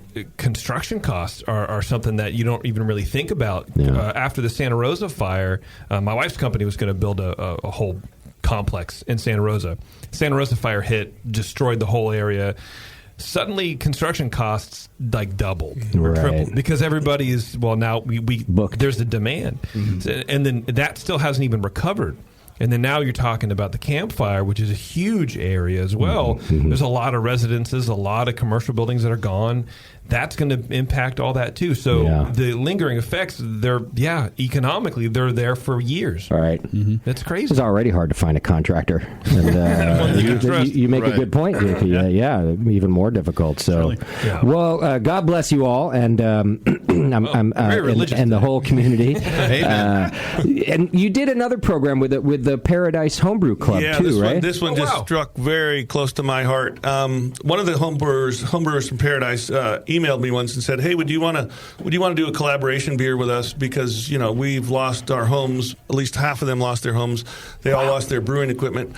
And they're like, would you like to do something with us? And I said, of course. Yeah. So I got together with them, and we decided we'd brew a strong Scotch ale, and we wanted to put a little bit of peat smoked malt in there just to kind of show a little bit of the feelings we all had. You know what? I really like that. It sounds a little edgy, but I also think it's clever. Yeah. And, and so we did. And this was just a homebrew recipe that I scaled up. And we did an 11-barrel batch, actually. And they came out. About 10 of them showed up. And they really it was a day of healing for all of us. Yeah. And that beer is going to be released St. Patrick's Day. Nice. 17th on a Sunday. And then actually we put part of that in our first barrels that we ever got, bourbon barrels. Okay. So that's going to sit there and age and get nice. Very this cool. This was a wonderful thing. And they're feeling great about it. And it was a healing thing for all of us. Wow. Yeah. That's cool, man. Yeah. I know. I'm tearing up. We got to shout out to all those guys. Those were such good brewers. Yeah. What a perfect thing to do for it was literally the Paradise Homebrew Club. I really like that. I think that's nice. I love that they reached out to you to do it, and very nice. So we'll get to try the beer on St. Patty's Day if you want to go to the tasting room. Yep. And then it looks like later we're going to get a barrel aged version. Yep. Okay. I mean, we could probably get a keg up here too for the. I would love that on St. Patty's or something. Oh yeah, we could do that. Oh, that would be killer. We could probably make that happen. We would love to do that, and then also see if we can get some proceeds back to. Okay. You know they'd love that. All right. Well, let's do this. Before I got to take a break, we got one more beer in our glass that I want to try, and now we can get back to the positive life that we're all trying to live. What is this second beer that we have here? So this is a Dortmunder export, and it's called Starkund, which means strong dog, because it ended up a little stronger than I originally intended. And this one has some Admiral Malting's Pilsner malt, about 66%. It's got some Munich malt, best malt, Munich malt, and Melanoidin malt, about 1.4%. And then the rest is German Magnum for the bittering. And we've got a 20-minute edition of Hallertau Mittelfrüh, and then a 1-minute edition of Hallertau Mittelfrüh. And then this one we used an Oktoberfest lager blend from Wyeast. And so this one, I think we brewed it about 9 months ago. And really? Actually 6 months ago. Okay. And so it's gotten better as the time's gone on, but it's I like it. It's just a good, flavorful Dortmunder export. A little bit on the strong side. And so you said it was kind of accidentally a little on the strong side, and that's when you changed the style, or you knew you were going for a Dortmunder and it just came up a little heavy? Well, I ended up a little higher gravity, and then the yeast took it down further than I wanted, but it's just a little out of style. Yeah. That's why we called it Starkund Strong Dog. Instead of just a Dortmunder. Yeah, it is a Dortmunder, but we like to stick with the Hund names for our German lagers. Okay. Yeah, a little theme. Yeah. Like our last show, we had Bale Breaker on last week, and one of the things I liked about the flight was the similarities in the beers. They were clearly different, but it was nice to follow the pattern. And I think after the Helles, this is a great lineup. I can still taste some of those really pure German characteristics that you guys are going for by sticking to the style. But yeah, it's a little darker in color for our listeners at home. You know, it's a little bit of a darker golden than a clear golden. It's slightly sweeter. It's obviously slightly stronger. I still think it's a good representation of a Dortmunder. What do you think, Tasty? Dortmunder was your style. Yeah, Dortmunders to me are typically a lot lighter in color and okay, yeah. Yours I remember was very strength, but yeah. This is like an it's not, Imperial Dort. It may not be a style, but it's certainly good. It is a little heavier for sure, but I like it. It's good. What is the ABV on the 100? 6.3. Okay, wow. So you barely missed it. Right. What's the top? Like 5.5? I think it's like 6.1 or something. You are such a stickler, Charlie. I mean, true. He's good about that. Yeah. This is a great after shift beer. You get done brewing, it's hard, it's a long day, and what do you want? You want a lager because you're hot, but at the same time you also want some booze. Right. This is a perfect marriage of those two things. Yeah. Why not the Weihenstephaner yeast again on this? Why'd you switch it? Well, this is just what we happen to have on hand right now. And I think we used it for a Baltic Porter first, I believe. But anyway, we just thought that this would make a good lager also. Yeah. So it's kind of like what we had. Okay.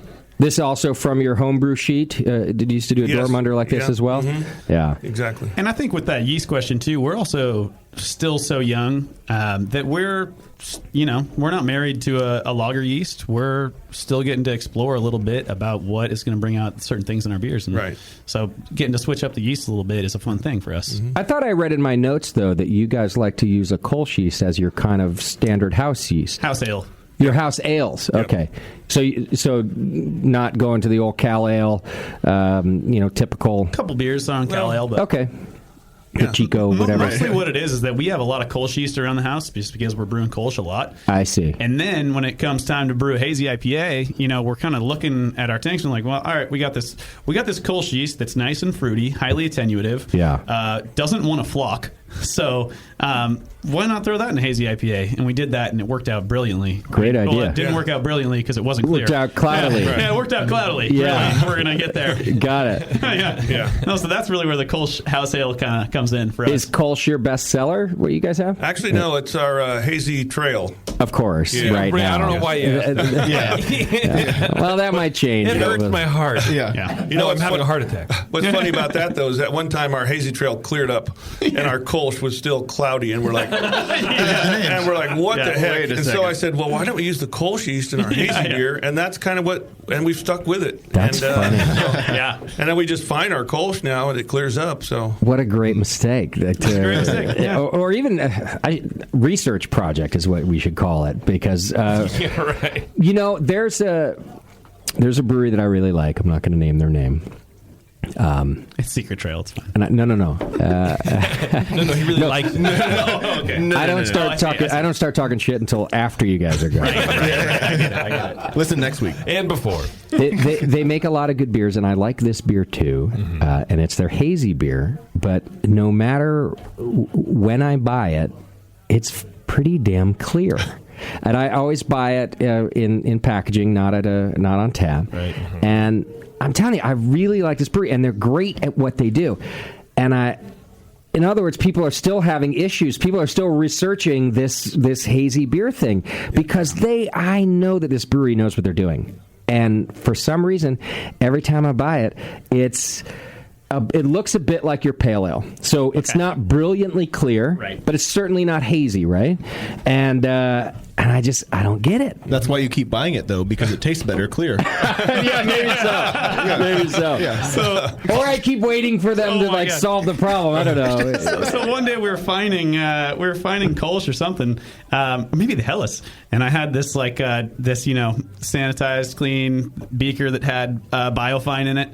And so I just walk over to the tap and I just pull some, of our double IPA into it. And I set that in the cold box and I walk away for like 7 hours and go do other stuff. Yeah. And I keep on walking by it and it just keeps clearing up and clearing up and clearing up. And then it's like end of the shift. I'm like, all right, let's taste this thing. Pour out this, now fined double hazy IPA. Right. The thing tasted great. Really? Yeah. Right. But we also, we brew a crossover kind of style for hazies where it's not devoid of bitterness. It's still an IPA. It has those assertive qualities that I would assign to an IPA. Okay. And so it can stand up when it's cleared. Whereas I think that if you were to clear, something that's really true to form East Coast style or true to form East Coast style that people are brewing now with the zero bitterness, I don't think it would hold up because I think the haze holds hop compounds that need to balance some of those beers. I think you're right. And so when it falls out, it's not a balanced beer.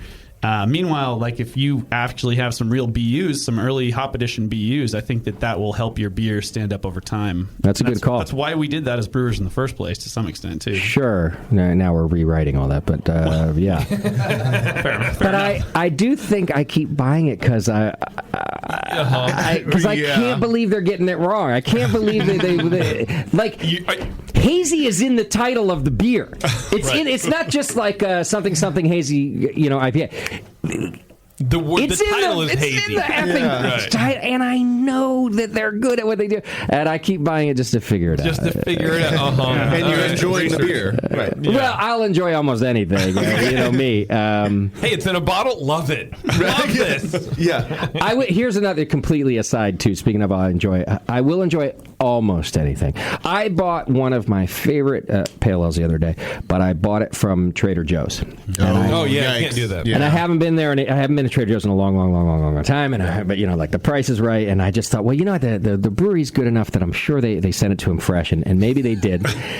And I had just warm on the shelf. I had one left in my fridge from when I bought it at Monument Liquors, who keeps all their beer cold. Right. And then I bought this 6-pack from Trader Joe's, who keeps all their beer warm. And so I had the one from the cold, and then I go to crack the second one, and I dumped it out. Yeah. It was such a stark contrast, as a matter of fact. Jesus. Full tie-in, It had degraded so bad. Wow. And I looked at the dates, and it was not that old. Heat. Mm-hmm. Yeah, absolutely. 100%, man. And I'm glad that breweries have date codes. That's starting to be a thing. Yeah. Finally. Yeah. I was at Safeway looking at a brewery, and there was a pack of cans from July. And this was 2 weeks ago. Yeah. I tweeted them out, and I was like, and I'm talking to them and to Safeway, and I go back a week later. Yeah. It's still there. It's in the back. Whoever's repping isn't rotating. And it's like, the people are I mean, I've always kind of paid attention to it, but I feel like people are starting to figure that stuff out, which is why cans from July stayed on the shelf for 6 months. Because people look and not buy it. Yeah. Yeah, it totally matters. And it's amazing that no one is listening to JP's social media feed. Nobody's listening. Why aren't the breweries responding? It's a real mystery here. Your Safeway responded, and they didn't do anything about it. Let me get this right. Your 7 followers didn't not one of them. Look, it was really more of a thought experiment to make sure that Twitter is in fact dead, and it is. No one listens. Well, I think the alcohol buyers at Safeway, they're stocking the shelves and stuff, and they see people like us come through, lifting the bottles and the cans up and looking. And they're like, hey, you pervert! Yeah. It says pale ale on the front of the can. Like, no, dude, you don't. Stop looking under the skirt. I'm not trying to sex this thing. Are you mining for gold? Yeah.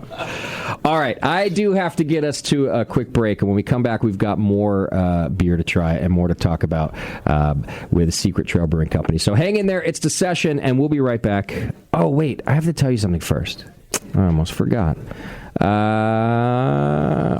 If you need help marketing, go to craftbrewcreative.com and mention the Brewing Network. You're going to get a 15% off your first design or branding project, which is good for up to $300 in savings. You sweat and toil over creating exceptional beer, but Craft Brew Creative will assure you that your branding reflects the outstanding craft. So let them help you over at craftbrewcreative.com. By the way, they do a bunch of stuff for me, too, here at the Brewing Network, and Ryan over there does a really good job. So if you like the BN's branding, go check them out at craftbrewcreative.com. You're listening to The Session. We'll be right back. Your support of the Brewing Network means everything to us. We couldn't produce shows without you. And we love giving you something extra for that support, like Brew Your Own magazine. You already know it's a great brewing magazine full of recipes, equipment how-tos, discussions of beer styles, and brewing techniques.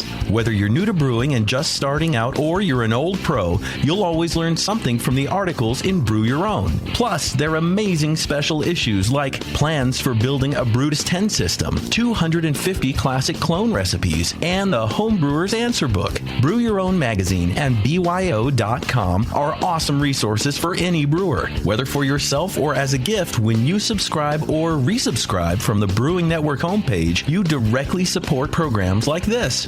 Get a great magazine and support the Brewing Network. Subscribe to Brew Your Own right from thebrewingnetwork.com. Are you looking for a simple brewing system that's great for all grain brewing, but everything on the market seems to be full of compromises? Blickman Engineering has the answer. The Blickman Brew Easy All Grain Brewing System. The Brew Easy is a complete system with easy upgrades and a beautiful compact design, perfect for any size brewing location. At its core, the Brew Easy is built on two gorgeous Blickman Boilermaker brew kettles, a high-temperature March pump, and either a top-tier gas burner or the new Boil Coil electric heater. The Brew Easy adapter lid allows the pots to stack on top of each other, forming an efficient, strong, and compact brewing setup that comes in 5, 10, and 20-gallon batch sizes. Upgrade your Brew Easy system with full automated control by adding a Blickman Tower of Power temp controller, and make moving around easy with the Blickman Kettle Cart. The Brew Easy is modular. If you already own a Boilermaker kettle, you can build your Brew Easy by purchasing just the modules you need. The new Brew Easy all-grain brewing system. See it today at BlickmanEngineering.com and brew with Blickman quality on your new Brew Easy.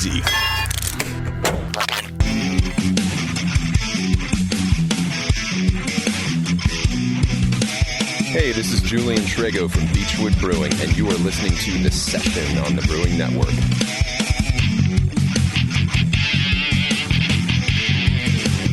All right, welcome back to the program. Thanks so much for hanging out with us. This segment is brought to you by Play Harder Tours, a full-service travel company offering custom-built beer tourism travel packages to worldwide destinations.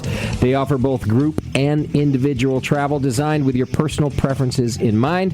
Their trips are experience-driven and designed to have you hit the ground running when you reach your destination. If you enjoy festivals, touring breweries, distilleries, and wineries, visiting bars and cafes, mixing with locals, eating great food while avoiding the tourist traps, then they can point you in the right direction. You'll love their trips. Go learn about it at playhardertours.com. All right. Thank you for being a sponsor of ours as well. We are still with Secret Trail Brewing Company. We've got Charlie Barrett and Jake Dickman in the studio hanging out with us. Wow. Someone just released heat. Did that just happen? Not me. Don't look at me.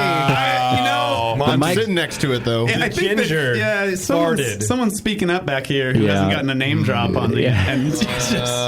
Monty Cano is also here in the studio with Secret Trail, and I think he's making his presence known. Yeah, we're about to smell him. More like Monty Cano fart whenever I want to. Got him! Face. Bam! JP's feeling threatened right now. It's usually his role. That's right. Is that JP's trigger word? It's just, is that your trigger? He doesn't want to be put out of a job. Right. It releases me. I see. All right. All right. Well, we've got more beer in our glass that we're going to get to here in a moment. Thanks to Bevo for working so hard and getting us all beer. I appreciate that. I wanted to talk about a couple of things before we taste these beers, and one of them is that you guys did a wort competition giveaway recently, right? Yes, during Chico Beer Week back in last late September, we decided that we wanted to give homebrewers some wort. This is from our Bout It, our hazy double IPA. And it was Jake's idea, and he's always wanted one. Like, he always thought Sierra Nevada should do it or something. And so he's like, why don't we do this? And so it was a great idea. And I said, okay, well, we'll do it. Yeah, sure. Yeah. And so we set it all up, and we thought, maybe 12 or 14 homebrewers would show up. We had like 65 homebrewers lined up outside to get this wort. So they go for that. Yeah. So we gave 5 gallons to everyone that showed up with a carboy or bucket or whatever. Ended up giving away 10 barrels of wort. So the wort was hopped. You did everything except add yeast. Correct. It was all cooled off. They could just take it home, add yeast, and then the whole idea was what you can do with the cold side. Do you want to add fruit? Do you want to add hops or what dry hopping or anything, spices? Yeah, or dilute it down and make a saison, which people did. Or how about even just clean fermentation? Yeah, like you could do nothing, right? Right. Yes. Yeah. Is that one? Is somebody who just it was triple dry hop, but it was USO5 yeast. Okay. So American ale yeast, and it was just a really good beer. And so we had the winners. We had the winner and the second place and the third place come back, and we just brewed it like 2 weeks ago, and it's almost done fermenting actually, and it's a double IPA with USO5 yeast. Okay. And I don't know if it's going to be hazy, but it's 8.8%, and it's super nice. It's good. Okay. And we calling it Winner. That's the name of it. That's a great name. Yeah. It came from About It. So the kind of repetition of the names there works well. Yeah. But it really was. It was a cold side challenge. It was who has a clean brew house and who keeps oxygen out. Okay. Yeah. It was like, okay, cool. We were riddled with O2 bombs. Yeah. And just, some funky stuff. And then it was the people who had these clean double IPAs coming out. Right. Hey, that's nothing like world breaking, but that's a great beer, man. Yeah. Good for you. Well, and so Heretic does this every year too. They do a homebrew rally, and it's a great idea. And I have a feeling he felt the same way you did. Like, well, maybe we'll get a few people to come to do it. Right. But I think there's a couple things at work here, and one is the chance to brew beer lazily, where you guys have done most of the work. Now I just have to ferment it. Yeah. Like that's hard to pass up. But I also think there, even more than that, there's a bit of homebrew geekery involved, where like this pro brewery makes does what they do, and I'm going to put my touch on it. And so, like you said, you thought a dozen, you end up with 65 people. All show up with their carboys, right? Just ready to fill. I think it's a cool way to showcase both craft beer and home brewing. Actually, I don't think Heretic asked for it back though. You're right. It's not a competition. Yeah. Oh, yeah. For them, they just give it out. I like it, and then the winner gets. doesn't want that. No. Yeah, exactly. Get it out of here. He knows. Don't bring that back. This is a one-way trip. Yeah, he'd call you guys idiots for doing that. Exactly. Doing the whole send it back. But okay, so then the winner gets to brew on your system. Their recipe. Yeah, and we decided to take the top three. The top three. Yeah. Oh, cool. Yeah. Well, you guys love homebrewers. Oh yeah, we do. Yeah. Hey, love what you come from, man. Yeah. We love that community in Chico, and they've been really good to us, and that's why I love vaginas. Right? Because they've been really good to you. Because that's where I come from. I see. No, but really, I mean, we have such a good customer base, man. We have such a trained group of beer drinkers in Chico. Okay. They helped craft beer exist in the first place by buying Sierra Nevada, of course, when it tasted like shit compared to what their grandfathers drank. And, right. And so, I mean, these people. Huge slam on people. It was I'm really laying it down on the grandpas today. No, but we've got a great customer base for craft beer and for home brewing too. Chico's been we've got the original homebrew shop that Ken Grossman started back before he started Sierra Nevada. That's still in existence. Right. Yeah. Well, good on you guys. I like the program. I think that's cool. And so that beer is not even available yet. It's about to be available. No, a couple weeks from now. Oh, and that's just one of them. You've got two more. No. Actually, we chose the top winners. Pretty much his recipe for the cold side. Okay. And that's how we we didn't even use Idaho 7 until that beer, and now we're a big fan of it. So nice. He triple dry hopped with Idaho 7, Mosaic, and then Simcoe. Okay. And so we just did that now. And and we didn't require them to bring it back. And this was also during the fire thing. So we didn't get, probably I think we got 35 entries back, and some people did that's a lot. Some people did 3 different iterations of it, and some didn't return it, which, I understand it was during that fire. So we even had some buckets of that beer that were burnt by homebrewers who were looking to turn it in. Yeah. Oh, no kidding. The fire literally burned those batches. Wow. Yeah. And then we're also judging this competition. Charlie and Monty and I and Chris and my dad even came in for that. And we're sitting there, and it's you can't see outside. It's like daylight, but it's smoky. And so our senses are shot. Right. You're like, oh, everybody put smoke in there. Right. I see smoked malt has been a theme here. A happy occurrence here. Yeah. Wow. No, it was crazy. That's fun. Some brewers turned back 3 iterations, JP. It reminds me. Listen, I know you just gave me this. I know that we're supposed to just turn in one, but I just couldn't resist. You gave me so much free word. I had to do 3 iterations. Now, they're only slightly different, Slightly different. I hope I'm sure you can pick up on it. This one was pitched at 8:04. This one was pitched at 8:09. This one was pitched at 8:10. Yeah, exactly. Wait. I did 1/4 ounce less of dry hop in each Just to single see how one. it comes out. Tell me which one you think is the best. Homebrewers are great. Yeah. Homebrewers are good. God bless them. See, I like you donate guys. to the Homebrewers show. We haven't gotten to make fun of homebrewers in a long time. I'm so glad you guys are here. Yeah, that's what we're here We for. can take it. We can take it. All right. Nerds. Why don't we talk about the next beer in our glass, which I think is the New Leaf Pale, right? Yeah, that's Named after your child, did I gather that? named after my baby. Okay. It's a little play on words if you didn't catch that. New Leaf, spelled it Scandinavianly. Yeah, how is it That's, spelled for the listeners? So it's Leif. Okay. As in, I guess Leif. So we actually, when we brewed It this was batch, named after Leif Garrett, wasn't it? Yes, totally. No, actually, my so wife and old. I just kind of always like the name, but that's neither here nor there. So we brewed this batch actually with a genuine Norwegian in the brew house. Really?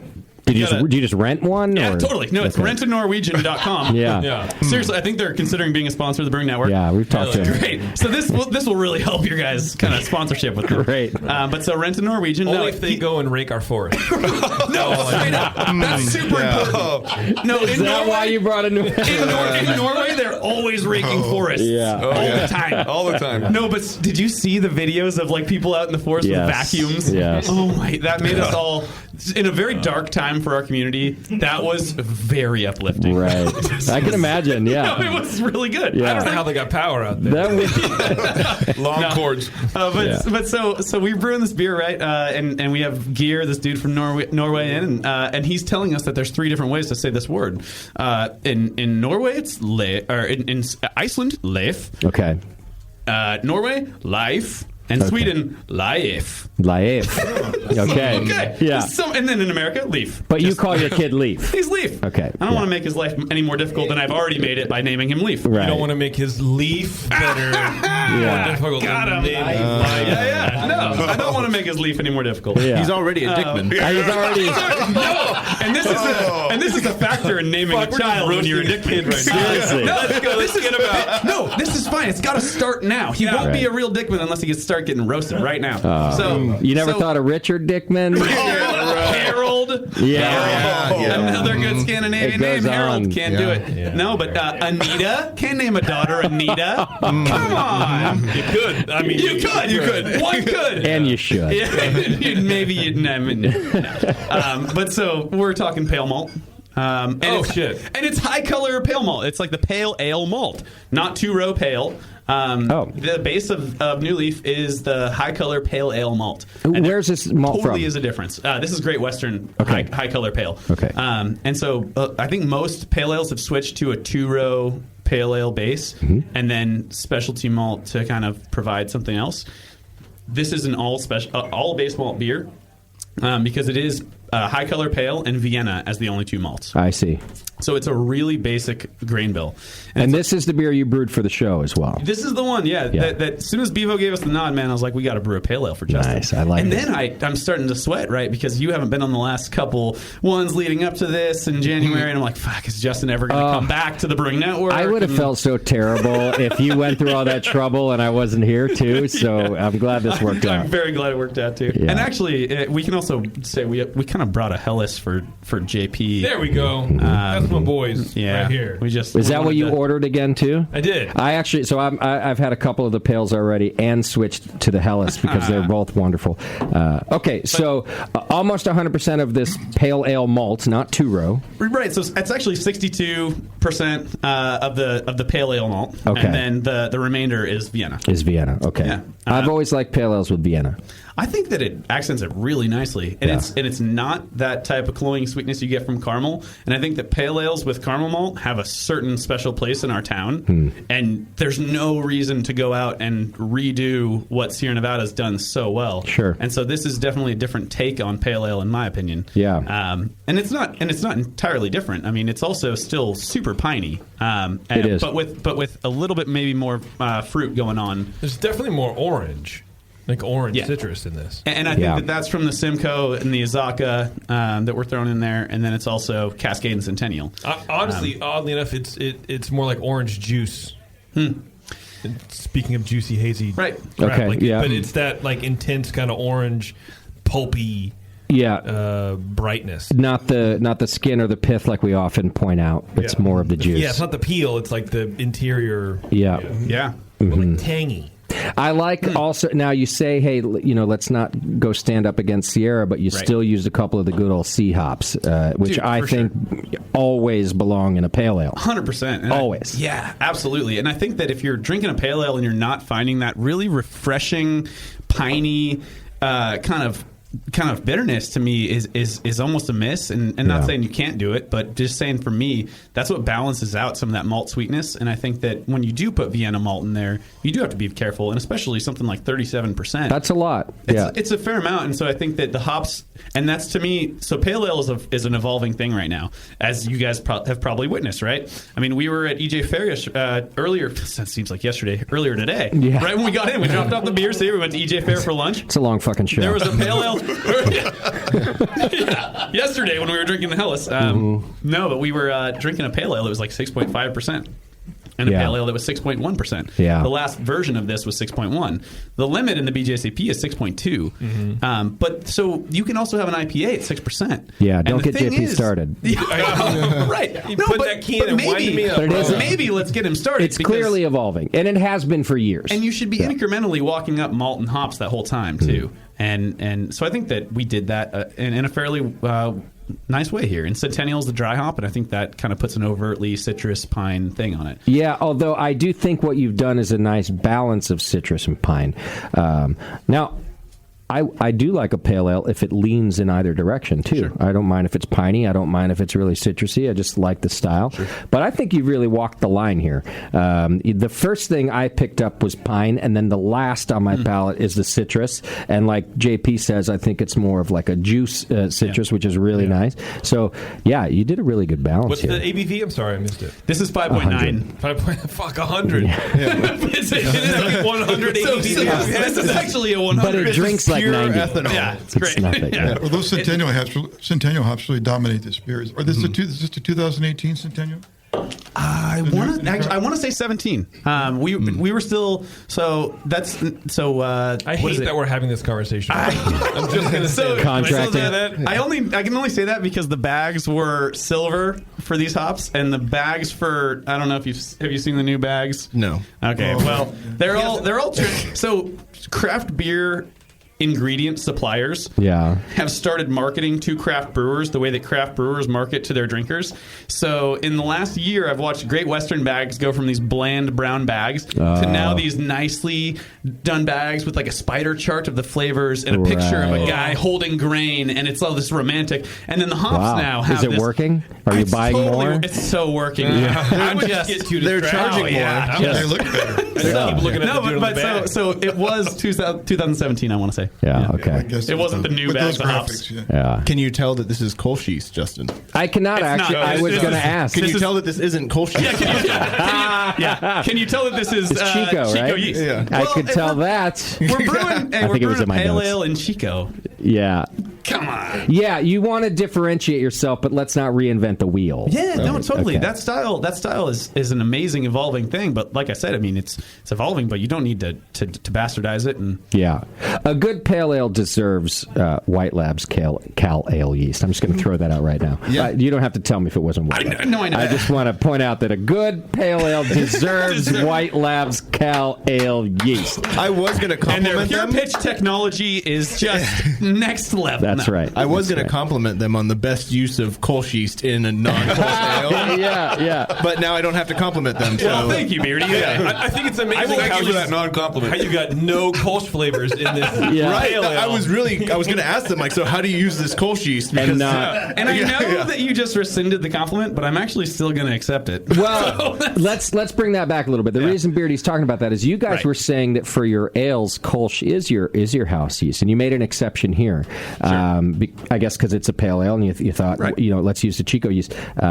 But the Kolsch yeast on your other ales, why, and what are you getting out of that? Well, that's mostly for our hazy pale ales, or hazy ales. Got it. Okay. So Hazy Trail. Oh, and you mentioned, okay. About it. Yeah. Most of our hazies are Kolsch, plus our Kolsch. Okay. Plus our Kolsch. But your clearer ales, like this one. If we're going West Coast, though, we're going to hit it with everything that the West Coast has always offered. And that's, we're going to bitter with CTZ. We're going to dry hop with things like Simcoe, Chinook, and Centennial. And throw in some homeless people. Classic West Coast. California is nice to the homeless, as we all know. We are. That's true. We pay them.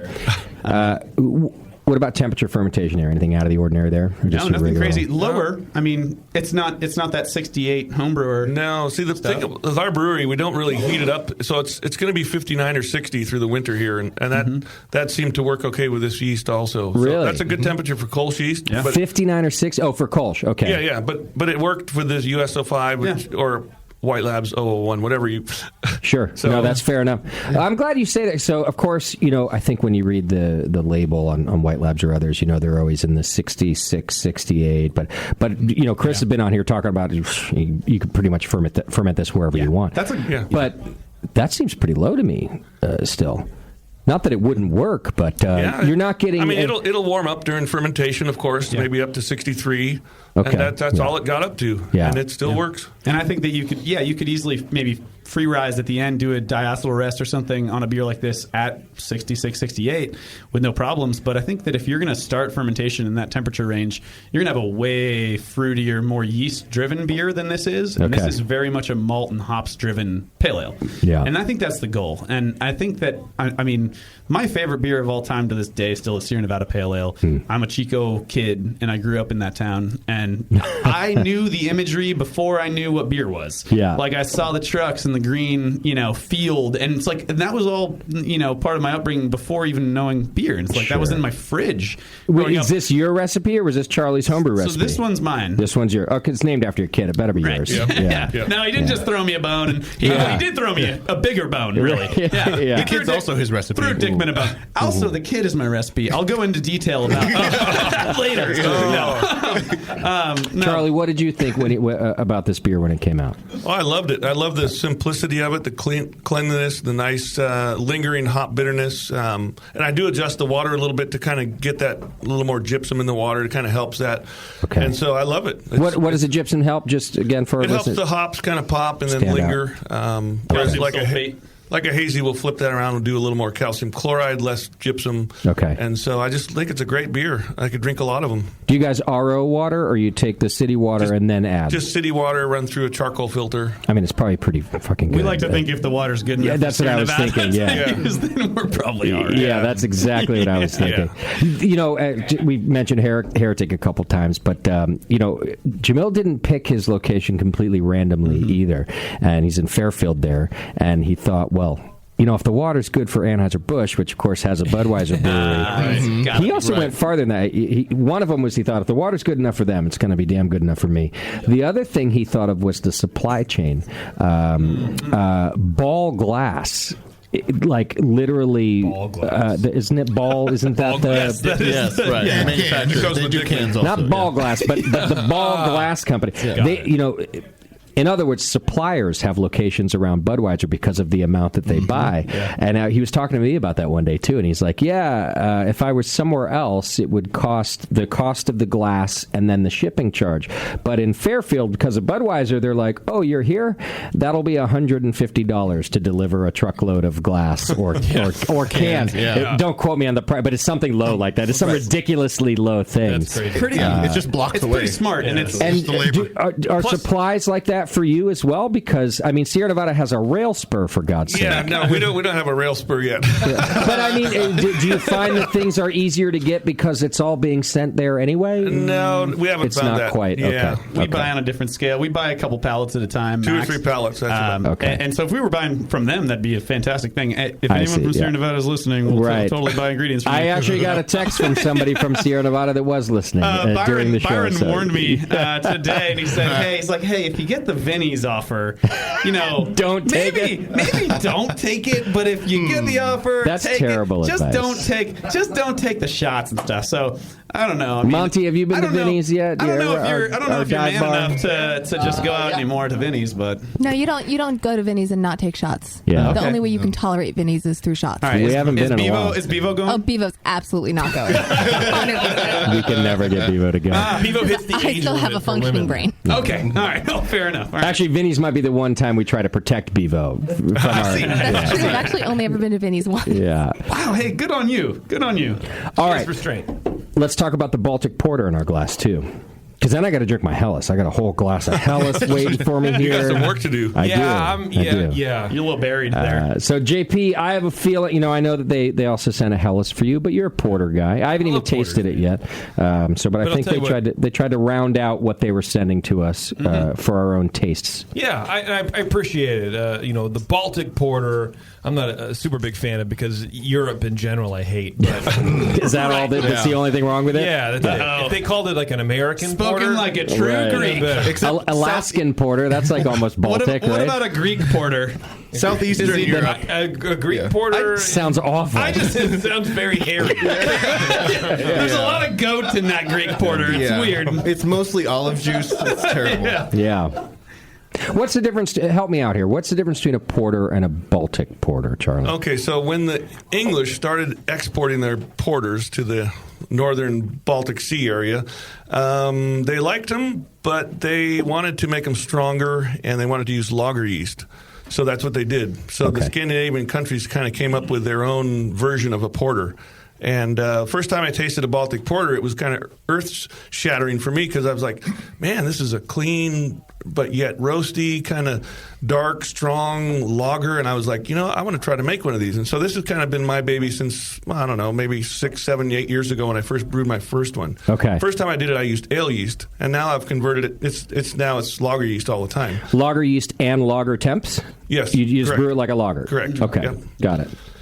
So like the English version of a Schwartz beer almost because of the lager. Yeah. It's just a stronger version of a Schwartz beer, if you will, and more roasty flavors, but not like a traditional porter where you've got that kind of coffee where it's almost burnt. It's more of a mellow roast. Okay. And so the malt bill changes too. It's not just the yeast. Correct. The malt bill is a little more mild on the roast. Yeah. Okay. And the strength goes up, and the hops stay a little lower than say an American porter or a lot of the British porters are more like session porters compared to American porter. This is a great beer. Yeah. There's so much complexity and depth in it. Yeah. Like it's almost that kind of like Clamato olive thing that you can sometimes get, but just like on the hairy edge of it. Speaking of hairy Greeks, it's Greek. but it is a Greek porter. Yeah, but there's a lot of chocolate malt to kind of bring it back in, which not many people brew Baltic Porter, and it's hard to get them really fresh and really good. And good. Yeah, but I wonder if a lot of people brew them with ale yeast, too, and that's part of the difference. Yeah. But this has a lot of those deeper complexities, even more complex, I would say, than a lot of porters just in general. Yeah. So there's definitely a lot to kind of unpack in here. I mean, hold this one up to the light, too. Don't ever push me around. Let's mosh. Stop doing it. Just put on some thrash music out there. Let's go. No, but I think it's just a little bit... you're not going to see that deep black in this one either. You're going to see those ruby brown hints around the edge. It's the brown ale. Yeah. Mm-hmm. It's like a big brown. And so it's also kind of got those things going for it, too, where you're going to get those darker dried fruit things instead of deep black coffee that's been buried in the earth and then, unveiled years later. I also think as JP's pointing out, the complexity of the malt bill and all that chocolate, the lager yeast lends itself to that. Mm-hmm. It lets that come through a little cleaner. Yeah. Instead of muddy. Like it just can sometimes be... Actually, that's why I'm not always a fan of a porter. I do love a good porter, don't get me wrong. Right. Speaking of Sierra Nevada, great porter. That's a fantastic porter. It's all right. But yeah, this cuts through kind of a lot of that. Yeah. You can even the sweetness kind of lingers on your lips, right? You can get a little sticky sweetness there, but not on the palate per se, because of that lager yeast. And you ferment this nice and cold. Oh, yeah. Yeah. About 48, 50 degrees for the first couple weeks, and then maybe 3 weeks, and then let it start rising up for a diacetyl rest. Wow. And then just start lowering it down, maybe 5 degrees a day for the last 2-3 weeks. Jesus Christ! How the hell are you doing that long of a? I know we talked about that earlier, but we have room right now in our fermenters, but that could change. Well, and this was when I first started talking to Charlie too about this whole brewery thing, and he was talking to me about this. Obviously, I'm all ears, right? And he, in the very earliest stages, had a tank lined out for lagering. There was 4 fermenters, so that 3 of them were going to turn ales, and this one was going to be always lager jam. It'll be no problem. We got an extra tank for it. This has been part of the plan from day one, is lagering stuff and not being worried about a lager cleaning itself up over time. God bless that consultant that helps you out. Come on. And you could have easily been like, that's not going to work. Don't ever do it. I don't think that came. I think that was all Charlie. And then I think another aspect of our Baltic Porter kind of approach to craft beer right now is that pastry stout is such it's the antithesis almost of the hazy thing, but it's like brother or it's the new thing, or weird sister. So people are trying to get these really high finishing gravities out of stouts, and stout is actually a roasty kind of aggressive style that doesn't lend itself to sweetness, in my opinion, in a ton of ways, unless you go imperial, and really then you're getting perceived sweetness from alcohol. So Baltic Porter, though, on the other hand, to me is a style that really lends itself well. I think you're right. To sweetness and things of that nature. So we actually do pastry Baltics at the brewery instead of instead of pastry stouts, because you're not dumping a ton of lactose in to kind of make up all that roasty, harsh thing. And so we'll take. I mean, and this is where we're at in craft beer, but we'll take a little bit of premium tiramisu extract in our Baltic Porter. Bam. Right. Huge seller. And then I believe that. Although I was going to say you don't even have to do that. You just have to change the name. You just have to put extra. Like this beer has enough. Just put pastry in the name somewhere. You don't even have to do the tiramisu. Age it on cocoa nibs. Well, so they'll try that, right? The one that we released. We do a new beer every Monday on Explorer Mondays, and it's Explorer series. You go out on a new trail, right? Look at Dora Dickman over here. Yeah, Dora Dickman. That's right. That's actually fine. I could name a daughter that. Beer name, by the way. Dora Dickman. Dora Dickman double something. I don't know what. Dickman no dicking? Is that how deep is your Dora sport? Okay. No, but so we'll do a new beer every Monday, and then so people will come in, they'll try a pastry Baltic, and then they're like, well, I had this one that was great, and they come in the next time and we have this awesome servers, right? And they're like, well, why don't you just try the regular Baltic? It's here. Right, yeah. And they're like, hey, that's awesome. That's a fine beer. What pastries are in that? Malt. The malt kind. Maltese. Yeah. Turns out you like beer. And then we always have Baltic on nitro. And so they'll try that and they're like, wow, that's creamy and delicious. What did you put in there? Nitro. Yeah. So it's a gateway, It's a good beer. You mentioned that you wait 3 weeks to do a diacetyl rest. It might be like 2 weeks. Is there still a gravity drop left to go, or do you wait till the end? Pretty much? I'll wait till the fermentation slows to maybe within a couple degrees Plato. So the bubbling slows down quite a bit, and then I'll just let it kind of rise up to it almost finishes the fermentation and finishes the diacetyl rest in one move, and then I'll just slowly bring it back down to lagering temps. Okay, so you're not waiting for fermentation to be over and then doing it? No, okay. Yeah. Kind of tail end. Yeah. Rise. What's the ABV on this? This is 7.8. Wow. Doesn't taste that good. And I was hoping it was 7.6, Charlie. I think you went just outside of your boundaries again. I got a story on this beer, actually. He's going to lose sleep over that. I know. No, we actually lost sleep over this. Can I tell you this Yeah, one? no, of Please. course. Okay, By all means. I take my pre-boil gravity on this beer, and I'm like, holy crap, something's way off. I'm like, Jake, what did we do? I'm like scratching my head, and then he looks at the recipe and he goes, Charlie, I forgot 200 pounds of Pilsner malt. 200 pounds. 200. Wow. Yeah, 210 pounds. That's like 11 sacks. Right. So I'm like, oh crap. Okay. So so we decide to add some sugar and to boil it longer. Okay. And we didn't get quite up to my 8% I wanted, but we got 7.8. So we saved the beer. Yeah. And it came out pretty good. Less body and more drinkable, maybe. Maybe. At least you learn from the mistake, right? Like maybe you like that, maybe you will do the 200 pounds next time. Right. Just straight dextrose. You just put in straight dextrose to just like to a double make it IPA. Yeah. Actually, that's a great idea. We actually a little lesson for brewers at home. Right. Don't panic. Just use what you can. Well, by the way, let's not let Jake off the hook too easy.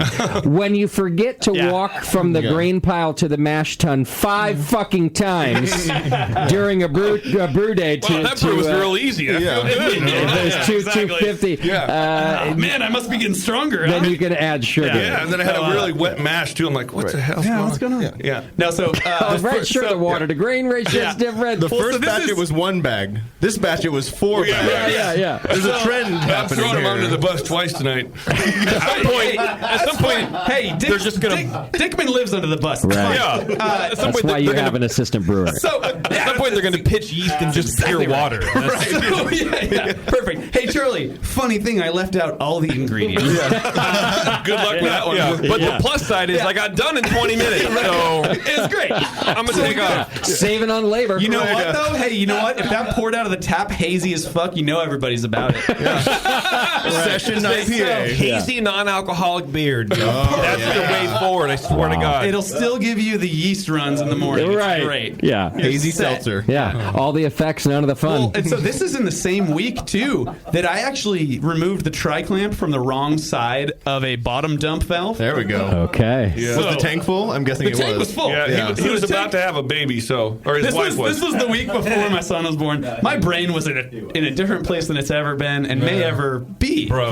Yes. Yeah. Okay. Thank you. Fucking thank you, man. No. I mean, that was some stressful. Like it was occupying places of my brain that I didn't know existed, and that were also being used somehow. How old's your kid now? What happens? 4 months. What happens when you take this clamp off of the wrong side? Oh, Like, dude, beer comes shooting under the hot liquor tank, just shooting me in the crotch. How do you ice cold, it's stop crashed. that? So first, I put my hand on the port, and then I'm like, Charlie. And I'm not strong enough to hold We're kind of like about to harvest some yeast off of this beer. Okay. And we were doing funny thing, right? We're trying to do this thing that I think was it Brendan from Central Coast. Is that the dude? Yes, Brendan. Okay, so yeah. I listened to that podcast, and he's like, "Hey, I get great flavors out of this." Is my Brendan from Central Coast voice apparently? Good one. Hey, I get great flavors from dumping all the dry hops in at the end of fermentation. Sorry, Brendan, if that's not got him roasted. Yeah. No, but so we're like, hey, let's try that. So we're doing this different thing on this kind of established brand. Okay. Go to harvest yeast because we can do that right before we dump in all these dry hops now that we've waited till the end. If you do it right, you can. Whereas if you dry hop during fermentation, the yeast is all hoppy and you can't do that. Okay. And people say that the biotransformation is necessary for haze, and we're actually still kind of whatever. But so I take that wrong tri-clamp off, beer starts shooting out, put my palm on there, and Charlie and I are just kind of sitting there. So you're able to stop it. We kind of had this moment of like, well, we're fine, but we're fucking stuck right here. Well, you're fine if you stay there all night. Yeah.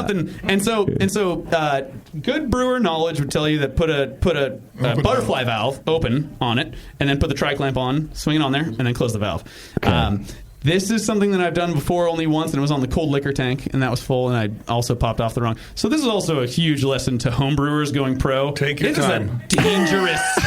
Yeah, take your time. It is a super dangerous environment that you're moving into compared to what holding a couple 5-gallon buckets of hot water in your backyard. Yeah. This is an industrial environment. It's a factory, and there are my biggest. Luckily, it was cold. I mean, you're on the cold side. Thank God, because if that had hit me in the crotch, I'd only have one kid forever. A little blue balls you can deal with. He'd just be man, Mr. Man. I'd just be man at this point. Dickless man. So eventually, Jake we Dicklessman. switch. I take my hand off the thing after trying to Charlie, tries to put a thing on there, swing a tri-clamp over it. We mess that up. Charlie eventually gets his hand on the thing, and then I can get a blank on it. And then you take a break.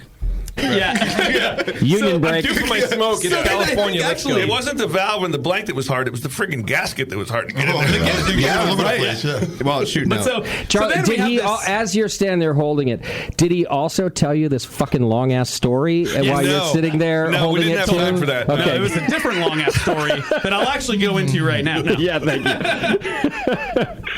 you. So you put clamps on it and it closed. Yeah. I put a fucking clamp on it and the thing fucking stopped. Okay, thank you.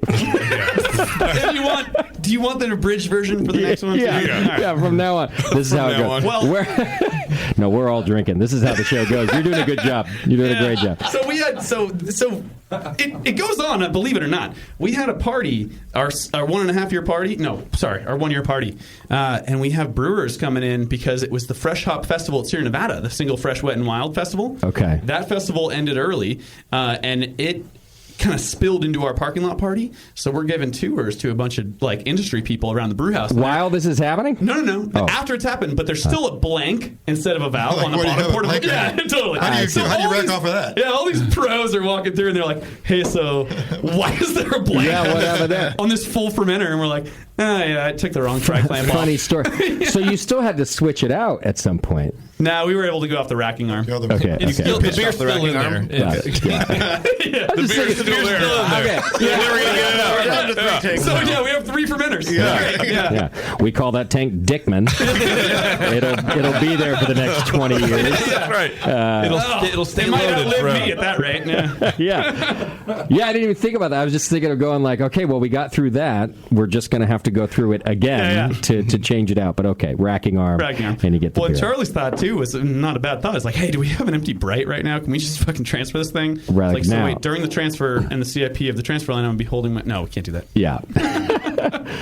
Charlie, it sounds like you have a good attitude about this stuff. You've already given him excuses. He had baby brain and different things, but you've got a very homebrewer, relaxed outlook on the brewery.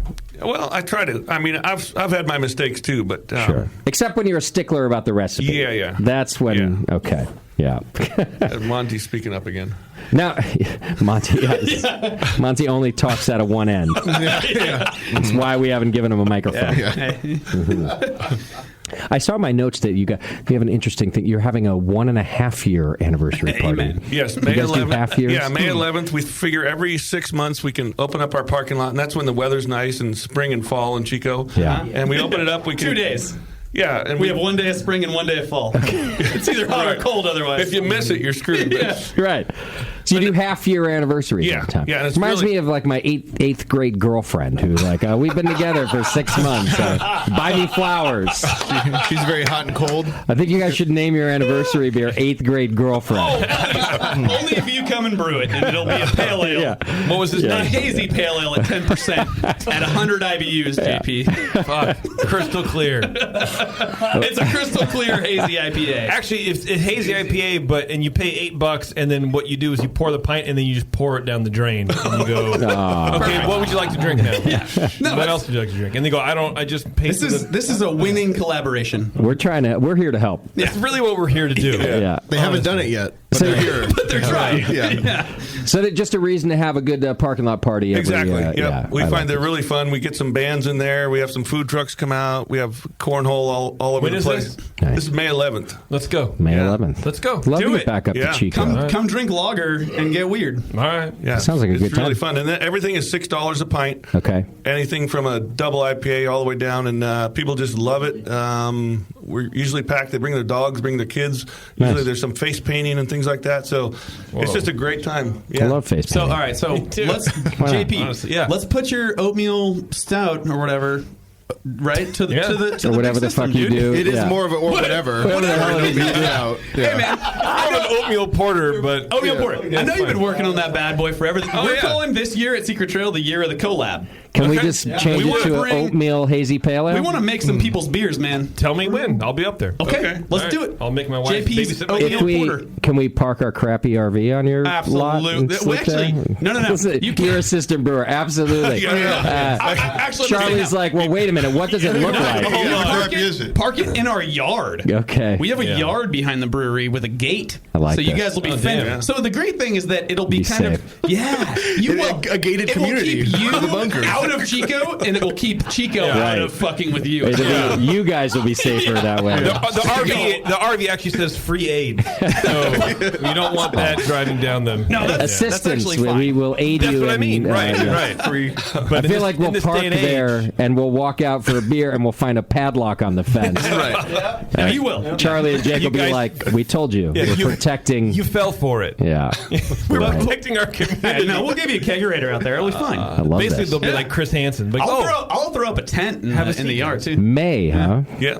Okay. May, that's a month. I'm Yeah. in. I like Chico. Let's go. I like Chico. Oh, he only he like travels Chico? to two places: Disneyland and Chico. Where else do you need? I mean, Good point. What else do we need? He both, he went to Portland like a half a time. I do. Yeah, Corvallis is fine. It's good to drive through. That's not Portland. All right. Good point. I mean, there's Rainier, I guess, somewhere. It's brewed in L.A., though. Is it? Yeah. How big? Shame. Wait, we get fresher Rainier than fucking Did Seattle you? does. So, yeah, when you found that out, how quickly did you go from midnight to 6? Well, first of all, I'm always hard. So unless you're on a fan bike, I have a medical condition. Yeah, exactly. It's a medical condition. Just I'm ready.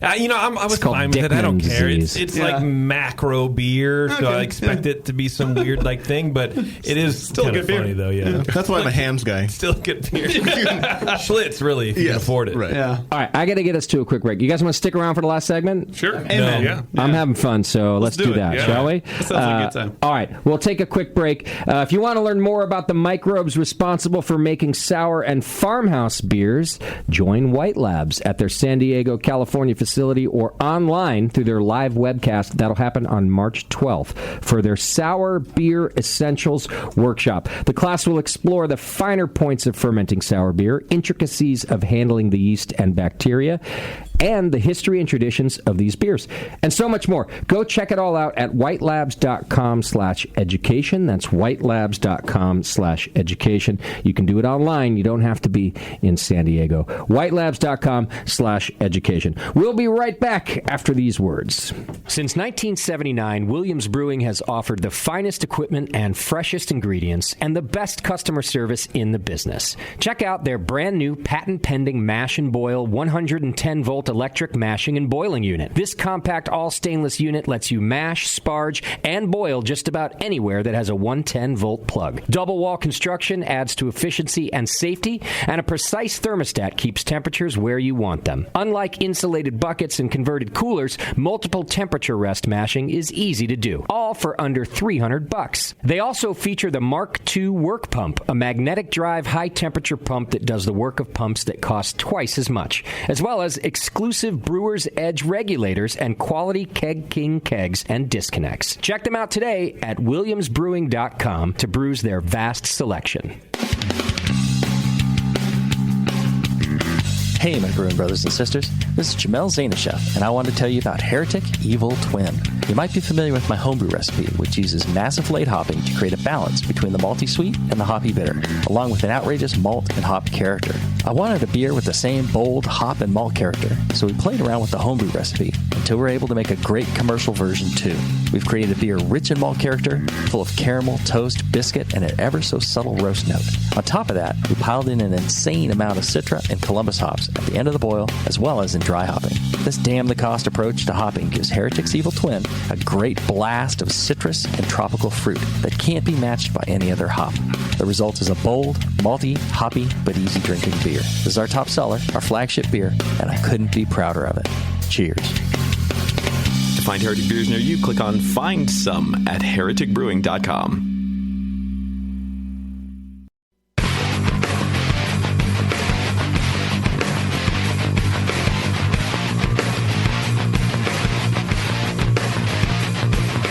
Hey, this is Brendan from Central Coast Brewing. You're listening to The Session on the Brewing Network.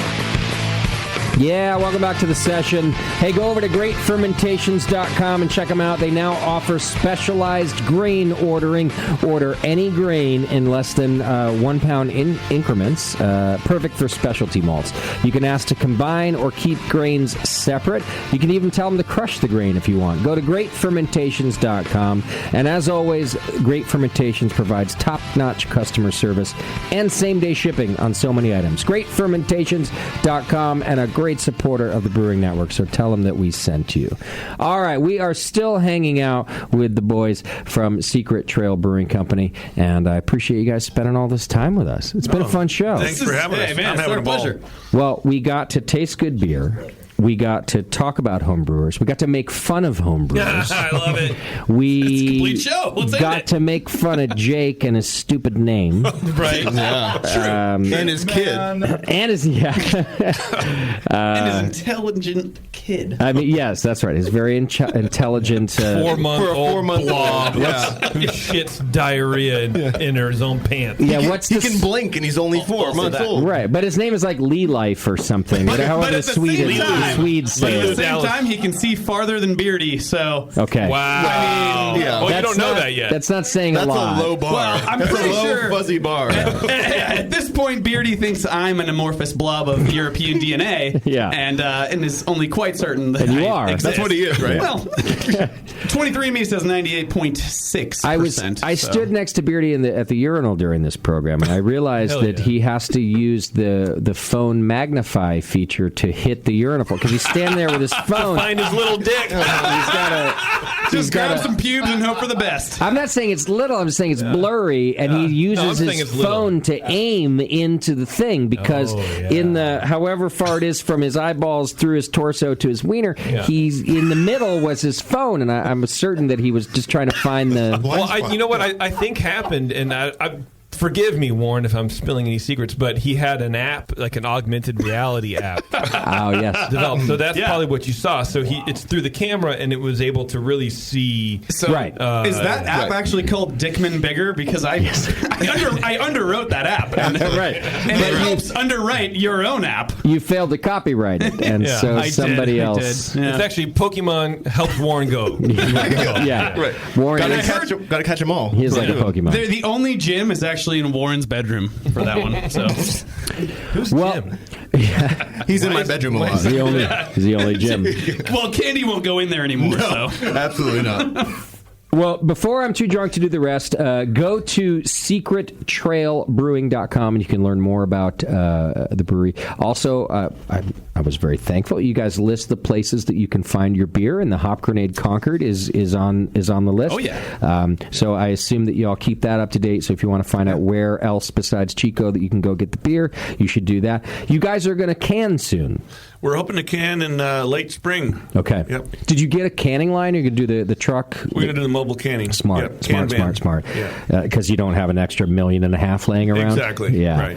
Are you going to do 12-ounce cans, bomber cans? What are you thinking? Probably 16-ounce, and then we'll see about 12-ounce for maybe the Baltic Porter or something like that. Oh, that's a good idea. Okay. If you trucked a batch over to Sierra Nevada, it would probably take them like 5 minutes. Right. To can 15 barrels. Good point. Yeah, we're not quite that in bed yet. You're not that close? Well, Okay. no, I mean they just bought a brewery. I think what was it like this week? The last week? the gluten-free brewery. Sufferfest. Oh, that's yeah. right. They did? Or low So now calorie. they are buying breweries, but we're not one of them. I So, see. Yeah. I did not see that. Yeah, gluten free. We turned down the offer. It's fine. Yeah. You were like, we're gluten max, actually. So, Turns out I love gluten. yeah. And they're like, well, we're only paying half price for gluten breweries right now.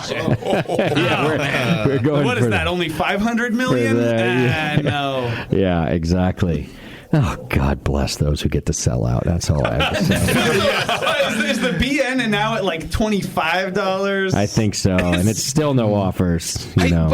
But you got to play Bevo out first. I feel like. Well, she's the only thing worth anything around here. That's what I'm saying. Yeah, she's worth more than 25. Well, look, I'll say that your microphone stand does a lot of work. All right? Yeah. You put it where you want it, it stays Actually, there. Right. Good. It's Justin, fancy. you are now overhead wise. You're worth more than you would even sell out for. My microphone is, if that's what you mean. Yes. No, I do. Yeah. Equipment wise. Also, because we've moved the studio into the Hop Grenade bar, it's like it's real estate that's important to the bar. Right. You'd think they'd buy me out, for fuck's sake. That my partners would just buy me out. Well, what do they say? in the bar. $10,000 a stool in a restaurant. So I mean, you're sitting on $70K. No, we're about 10 cents a stool. I think But his cuts off the circulation to his feet, so yes, Which is perfect. His stool. It seems like JP cuts off the circulation to little JP. So well, my stool is very watery. So I still like to think that we're still, after all these years, just ahead of our time, and like one of these days,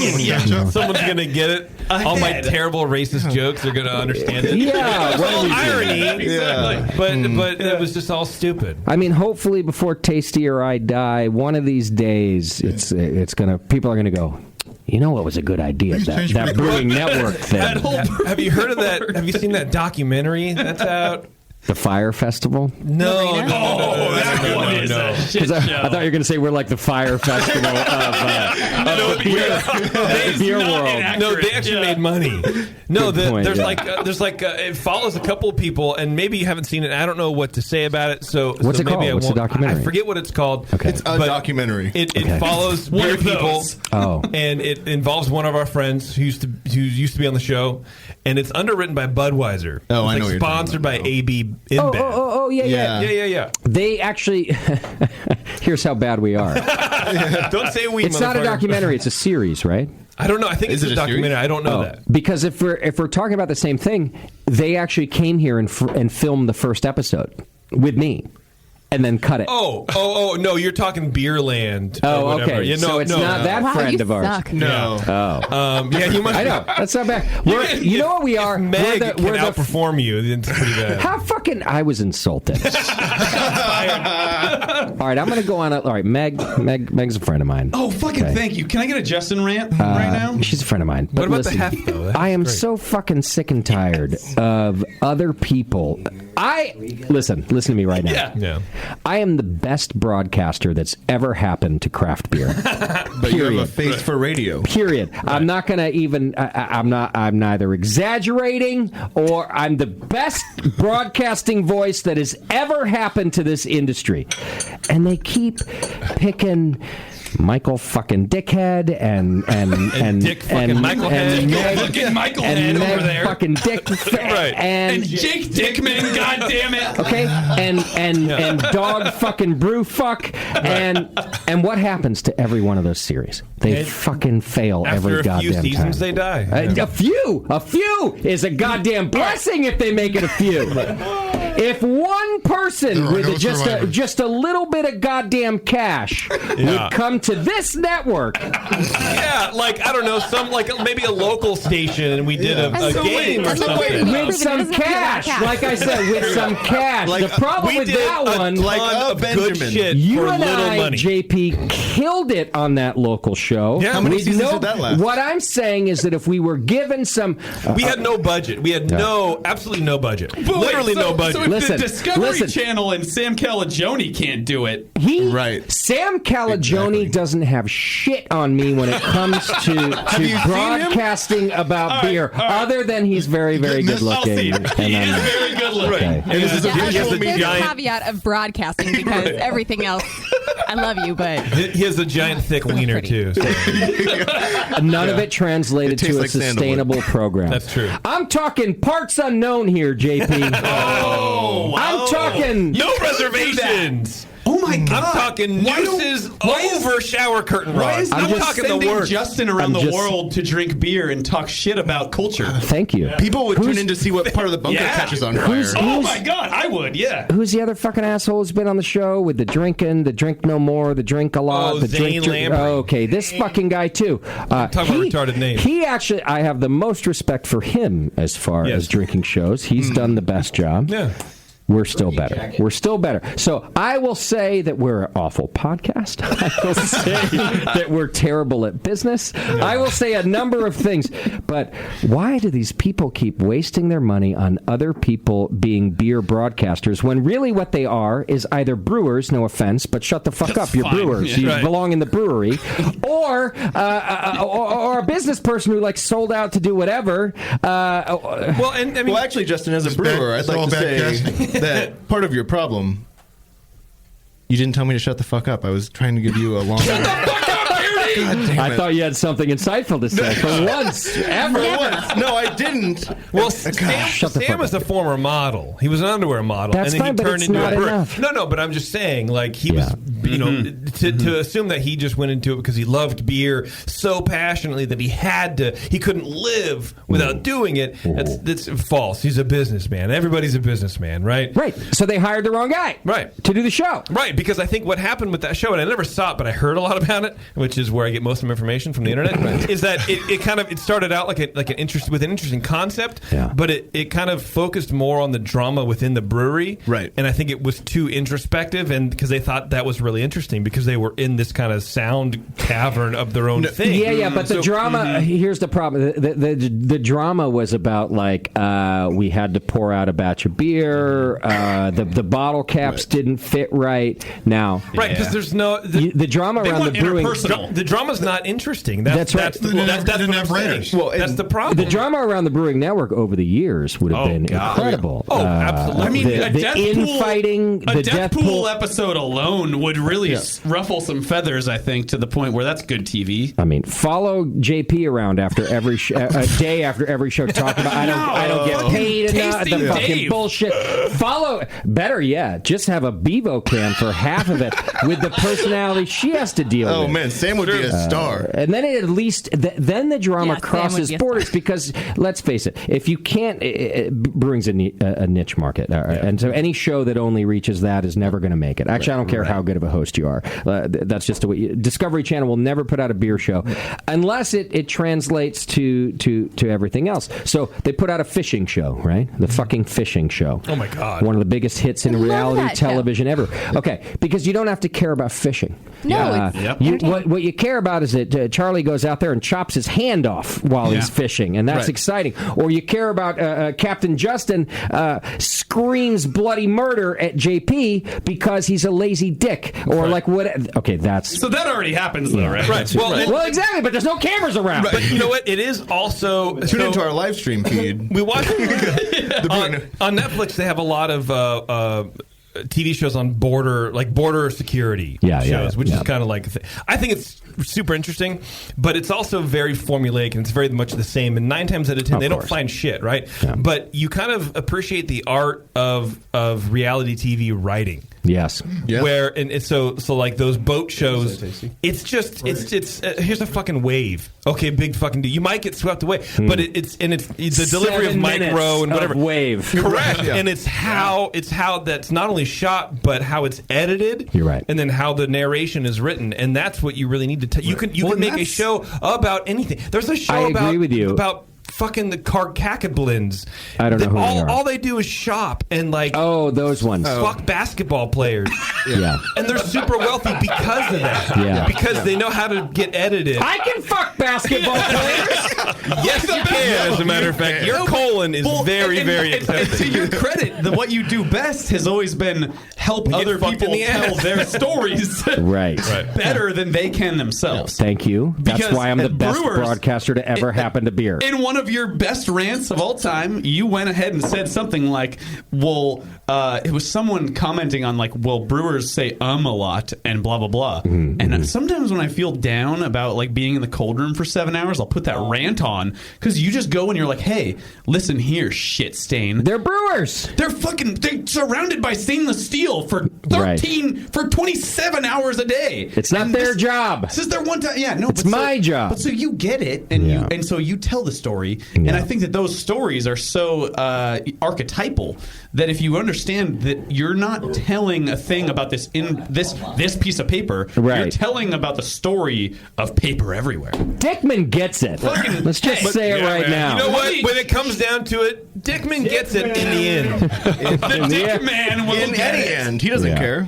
Well, I am sick and tired of it. I'm sick and tired of it. You appreciate yourself. I'm sick and tired of it because just stop already. Stop with the shows that are never going to make it. Yeah. Somebody come to me and ask me the formula it's going to make because I won't bullshit you. What's the formula? Well, it's not just it is not going a secret trail and talking about the day in and day out of the dramatic beer world. I'm sure it's dramatic and by the way, fascinating to me and fascinating to our listeners. Yeah, right. But in order to be on the Discovery Channel or any national network, it has to reach a much.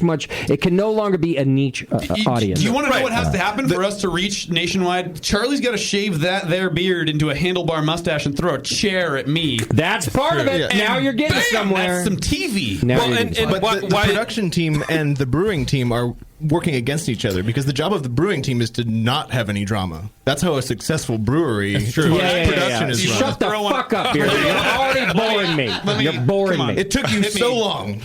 Now listen, BrewDog thought that they had it right, and here's why: because they were like, "Oh, we're gonna brew a beer on a train, and we're gonna dive out of an airplane." Like I don't know what the fuck they did. Right. That still didn't get it right, because then it was still taking this odd premise of brewing, and then nobody can relate to it, and then thinking that if they did it in a weird way, people would relate to it. But still, nobody relates to the brewing. You know what people relate to?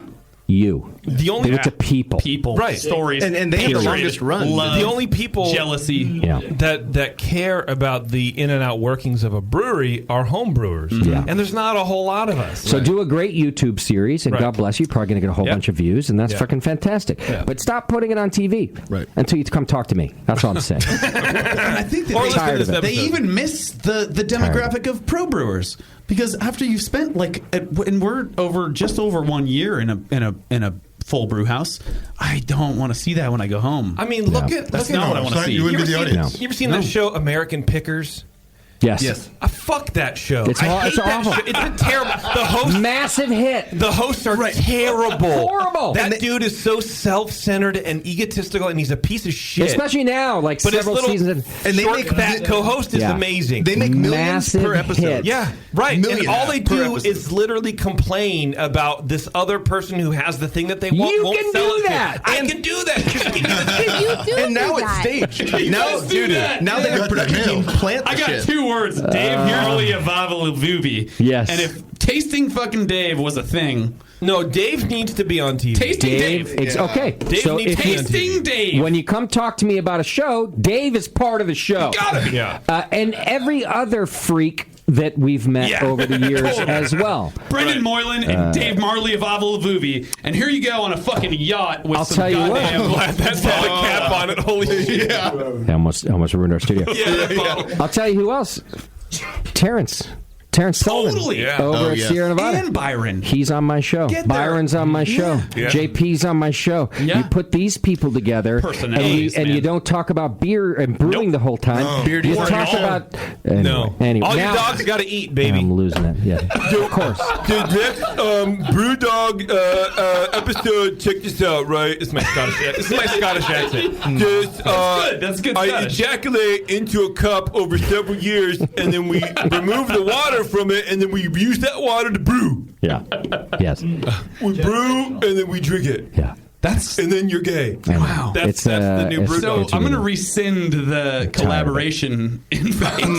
That's probably smart. Is that the recipe for your oatmeal? Why? That's our first episode. I don't know why you would do that, because I actually have a 2-liter bottle that I've been working on. It's not a joke. This is a real thing. Will you send that this way? Thank you. Good. Oh, wow. Alice's siblings are right in that jar. So far, I have been polite and accommodating, but the next network or whatever that contacts me about doing a show here with some other host and we need a place, you know what I'm telling you? Fuck off right now. Suck it. You want a little help? Call me. Otherwise, take your newest host, producers only, who belongs in a brew house or a boardroom, and I'll just. You know, how about I just piss on your show now before you let the public do it? You know what I think it is? I think they're looking for the common man, but you're not common. Really? Yeah, you're Am I not the common man? Self-aware. No, you're more California common. I think you're too self-aware.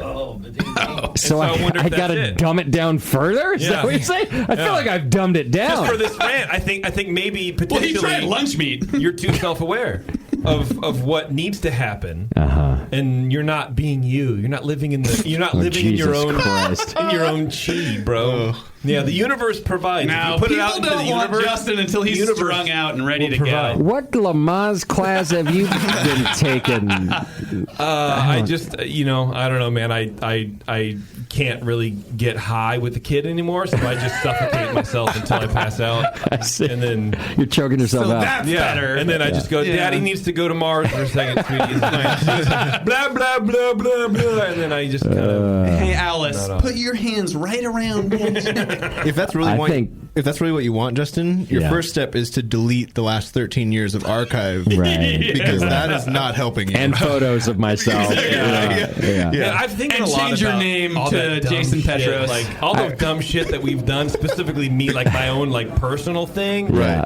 I'm like, oh my god, dude. I remember my favorite comment from when we did do the local TV show. It was like the second episode or something from the homebrew shop down there in Berkeley.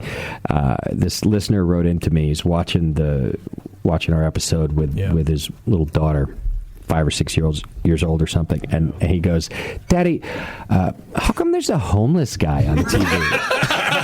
And it was me hosting. It was like me. It was me doing a segment, and like whatever I was wearing and whatever I looked like. And he sent me this to the feedback, and I think that's fucking hilarious. That's good. I loved it. On the money, from a 5, like they're so honest, right? It's this 5-year-old's like, "Wow, Daddy, why are we watching a homeless guy?" Maybe that's why I don't get the call. That's your demo. Homeless. That's what we've been trying to tell you. All right, let's get through a few things. Twitter game, and today's Twitter game prize is going to be given to you by Secret Trail Brewing Company. We did ask our listeners who responded to also send their shirt size, and we encourage our larger listeners to participate. I don't know how that went. We said fatties. JP. No, we didn't. We pretty much said they got some bigger shirts to give away with. We do. I believe it looks like JP's just looking a little bit. I believe our Twitter game today was, Brewdog apparently had an airline now. Yes, that's right. And they made a bunch of mistakes on their inaugural flight. So what mistakes would the Brewing Network make on our inaugural flight of our airline? We had kind of, this might not shock you, we kind of had a lot of submissions. Okay. And I just kind of put them all down, and I didn't really have a chance yet to go through and cull them. Yeah. But so we're just gonna go for it. Okay. I'm gonna read them as they happen. How many is a lot? 29. No, we had like I don't know, like 9 or 10. Okay. Blobberglob, whom is in the chat. He's alive, huh? He's alive, Canadian feller, huh? I keep trying to tell him to Skype in, but he refuses because I think it's off anyway. Oh. He's frozen. Well, then never mind. Blobber says that someone will have laced all the other beer glasses with Rohypnol so he could calm everyone the fuck down. It's the only way to get the damn flight off the ground. After a stress-free flight, everyone will be left wondering if they still have both kidneys. Yeah, good call. I kind of don't really understand it. I feel like there was like 2 threads there that didn't really meet, but that's Blobber. Jesus Christ. Speaking of threads. Speaking of other weird fucking names, Gob Wobbler. Okay. So we had Blobberglob Jake and Gob Dickman's Wobbler. cousin, by the way. Right. Clearly participating. Oh, God. How's it going? Haven't heard from you in years, man. Miss Living you, in Gob. Oz. Miss ya. God. Also Canadian. He said our first flight would fly straight to Sugar Valley for the Beaveroo Festival. Beaveroo. You know that's held in Sugar Valley. Not Bonnaroo. I know. Beaveroo. I feel like we should change the name of BNA 14 to Beaveroo. Yes. I support that. Can we goddamn do that? Bev is actually giving you a thumbs available. up. You can't see it, but it's there. I love Beaveroo. It's great. If lasers could come out of my eye. They were. No, I can attest. They were If lasers already. could come out of my eyes, they would, and then they would carve "I approve of Beaveroo" into the glass, separating it. And then they would create a hologram performance from Bevo at Beaveroo. Yeah. Thank you all for. I quit. Casey Heiser says Beardy would end up flying, and due to his lack of vision, would crash into a mountain. Bev would chuckle from below since she was the only one smart enough to stay on the ground. Okay. Beardy as the pilot. Got it? That's factual. Paul Wilcox says former Air Chechnya, quote, aircraft powered by cow and tears.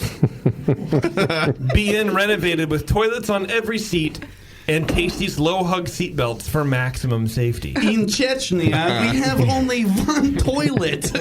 In Chechnya, flying is falling off cliff.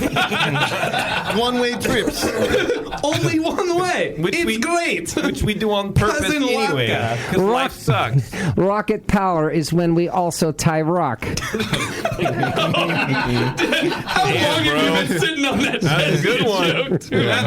Hey, that's right. It doesn't happen often, but that was pretty really good. That was good. I'm not going to lie. I'm on it. That was a couple really beers good. in and a rant. I'm ready to go. Chechnya. Corey Taylor says nobody gets past TSA. Being airline is now BNRV line. Okay. Because anybody checking in, a fleet of bunkers. We're going to be, smuggling some shit. Yeah, I like this. It's forget the 3-ounce rule. Right. We have a 3-pound rule. Right. Justin pats everybody down. This is actually under the 3-pound rule. One for me. Yeah, exactly. One for you. If not over 3 pounds for the, you can't get in the. Brian says, knowing the history of the BNRV, who's going to let you have a plane? Good question. Yeah. How do Pretty good, right? Yeah. I figure out how to summarize that for myself. This one actually made me kind of laugh out loud during the show. Anthony Lazzari, which I'm sorry that you're Italian, says, in Chechnya, we want to know, what is air? We are too poor to breathe. Yeah, I like this. Yeah. In Chechnya, we only have nitrogen. We have one lung. One is black. We share the lung. In Chechnya, we only fly when we die. Spirit raises through air. Family helps to lift us. Keith Brown says JP pulls up at the airport and thinks to himself, "Nope, I can't do this again." Without telling anyone, he goes home. That's only happened twice. That was a burn. And that was too accurate. Right, yeah. That's just I removed that from the list. Right JP. Number one, I tell everybody Also, all the time. I was aware. And number two, it's happened twice. One at the BN, one at Morby. I will say right now, JP and I both, under very different circumstances, have had tearful, anxiety-ridden phone calls to each other, bailing out on various things. This is true. So JP's are more on the air, but I'm just saying it's happened to us both. This is true. Yeah. Well, not everyone has an inverted penis, and it's fine. Right. And I'm willing to talk about it with you to help you through. I don't think these are normal problems for TV show hosts. So that's the problem. They don't talk about it. Actually, have you seen the latest Charlie Rose? I'm actually a penis therapist by my last name. Of course you are. Yeah. JP, let's talk about it, man. Dr. Dickman. Dr. Dickman. Yeah. Tell me all your penis problems. PhD and Lloyd McClover says in-flight instruction was an old-fashioned heated rant by Justin brought on by cabin gas, followed by grabbing a 6er of pale ale and a flare gun as he quits and deploys the emergency slide. That's very accurate. Yeah, that was not only accurate, but very in-depth. Is that from my therapist? Yeah, that's Steve, yeah. That's your recurring dream, isn't it? Pretty much. Sounds I know like about my- that flare gun thing. Right? had levels. 6 pale ale, a flare gun, and pop that emergency exit. I'm almost out of paper. How many? I have room for one more submission. We got 2 more. Okay. We got 2 more. David says, upon finding that the pilot is nothing more than the old Vinny puppet, and the co-pilot Doc is nowhere to be seen. The passengers console themselves with grieve jobs and tasty 2-and-A beer in cans. That's right, cans. I like it. And then last, but is Bevo on board for the grieve jobs, or she's still on the ground? Reference, No. well, they're not clear, but we can kind of go in any direction. with Bevo's this. not even on board. Like, I will not ever get on a plane. She's not on that Hell no. manifest With us ever. Yeah. It's Who's actually going to be the stewardess? We're actually a bit like the president and the Rude. vice president. Whenever we go to events, Bevo has to fly on a separate plane from True. everybody else. Yeah. That's true. And we're called flight attendants now, Dick. Not Dickman. It's Dick Men. That was Warren that said that. He's It was. just a dick. Yeah, no. I mean, I guess I'm less misogynistic than Warren. Right, which is hard to do. I don't. Okay, what's next? Last but not least, TN Brewing says, the discussion from the captain rambles on like a half-baked JP joke. The flight was on schedule, but since the discussion of cloudy IPAs got in the way, they didn't make it to their destination until the 3-hour mark had passed. Hence losing all of our ticket money because you have to refund. Okay, there's another fucking fart. Monty over there from Secret Trail Brewing, by the way, not a BN crew member. He has no shame. It sounded like he liquidated his assets, if you know what I mean. Yeah. There's going to be a puddle when he gets up. I mean, I get that we didn't have our microphone for you, and you're a little upset. So, I get but that we're fun. Do you have to fun to hang out with? Scream about it? That has to happen in the office when I'm like printing up new keg label toppers, and it's the office is also the lab. It happens. God damn it. God. All right, I have a lot here.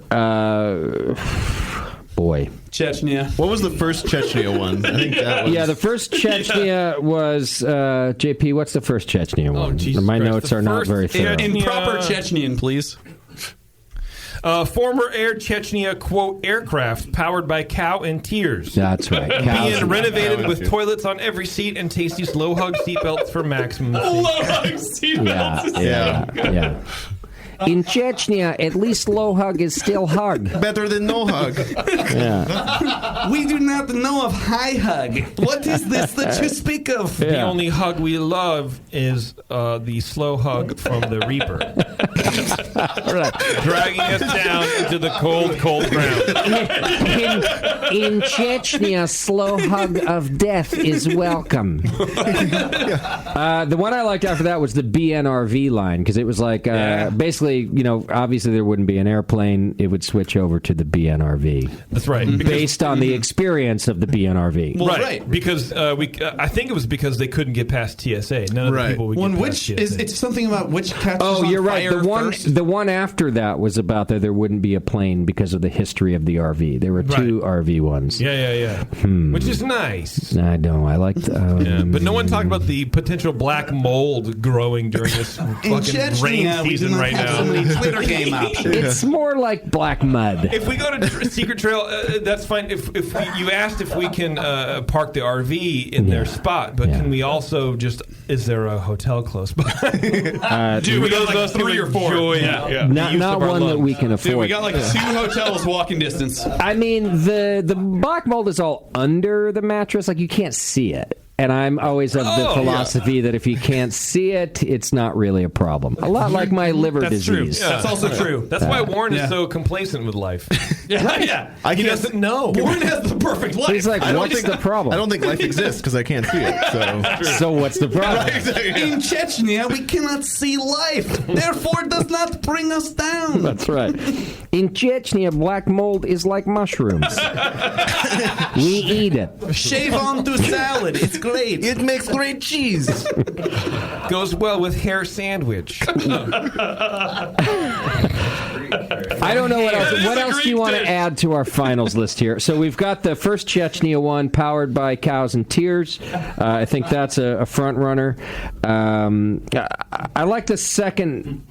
Both RV ones are good. Either the RV because of TSA, too much contraband, or RV because of based on the history of the RV, there would never be a plane. Okay, let's put that one. That one's a little more accurate. Yeah. No one trusts Justin with a plane. Okay. Solid call. There's another Chechnya one. I'm gonna, that was not as good as the first Just one. 2 Chechenyas. In-flight instructions are based on Justin giving a rant. Do we want to put that in the finals? Please put that in. Okay, that's number 3. Wait, that's for buckling up your seatbelts. That's Justin giving a rant, yeah? Yes. Oh, please. Yeah. Yeah. And then you got to call someone a shit stain, too, at the beginning of it. Of course. I mean, it's not a Justin rant. And then you want to throw Beaveroo in there for good measure? Beaveroo was good. Okay. So I've got 4 here for us to vote on. All right, everybody got their hands up. I'm glad Monty's gone. He doesn't get to vote with his ass. That thing votes twice. Okay, so we've got 4. I'm just going to list them again. We've got Beaveroo is one of them. Chechnya, Cows and Tears is one of them. Of course, there wouldn't be a plane based on the history of the RV is one of them. And then in-flight instructions given by a Justin rant is my summary. Is that about accurate enough? Yeah, JP? I think that's pretty good, dude. Okay. All right. Raise your hand if your vote is for Beaveroo tonight. No hands. However, Not even Bevo. Yeah, I'm pretty sure Bevo voted twice for that one. It is on my list of future events, though. All right. Raise your hand if it's Chechnya, the plane powered on cows and tears. God, you know what we need to have is a totally offshoot, a Bevo lookalike contest. Oh, damn. That's a great idea. Right? We could do that at BNA 14. Great day.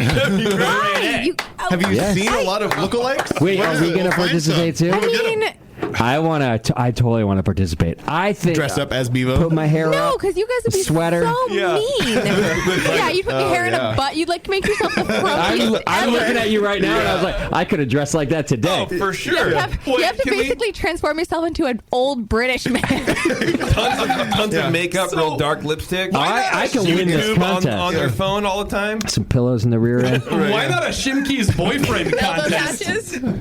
Put some anchors in the sleeves. Shimkey's boyfriend contest. I think we could do both. Bed sheet and yoga pants from there. Hang on, we're writing the same. All right, that was 5 votes for Chechnya, and I think that's the winner right there. But I would like to know the 2 people who did not vote. I think were JP and. No, I voted for. You voted Chechnya. You didn't vote for It was Chechnya. JP and JP. Okay. What were the other ones? What were you guys going to vote for? I don't know. Keep reading them. Okay. There would be no plane because of the history of the BNRV. No votes there. I do quite like that one. And in-flight instructions given by a Justin Rand. I gotta have the Justin Rand. That was yours. That and seems so yours. accurate that you would just get up and it'd be like Tommy Boy. You know, where he fucking... and isn't he a big dumb animal, folks? Sure. Except instead of David Spade delivering the snide commentary, it'd be you, and I think JP would be miming the things. Oh, that would have been good. I think that would have won it, is if JP was miming the things. It also would have gone half the fucking flight because I don't know how to shut up when I get to that point. So we'd be halfway to Florida by the time the... Would have made the flare gun a little bit more interesting. Well, Chechnya won. Did he put in him... No, nobody did. No shirts on. What shirt What a bunch I think of it would take up sissies. characters. I think. What are they going to do with this 3XL So which one shirt, was huh? it again? Well, God damn it, where did it go? First of all, they would have put their shirt size in if they were like a medium. Yeah. So the fact that they didn't mean we're probably good to get them. Hey, why the don't you shirt send we them need. these Admiral Malt things, too, huh? Chechnya, Cows and Tears is who won, JP. Okay, got it. Thank you got very that? much. Okay. Sorry, I'm doing so much over here. Do you have the end of show notes ready? Yes, It's gonna happen. more. Oh, malt bomb! Good shot. Oh, I got a lot of email last week about not having the end of show notes. People were, people are so upset, JP. Because they're totally different every week. They didn't know what to do. How would I have known how to find more about Beverly and JP over at earsupodcast.com? Who needs to know anymore? Listen, first of all, it's really great to hear all the homebrew content on this program. I'd just like to thank Clardy for coming in and really loving the homebrewers. I also would like to thank you for allowing me to return 13 beers after you gave me the wort. I took the one wort and I turned it into 13 12-ounce beers.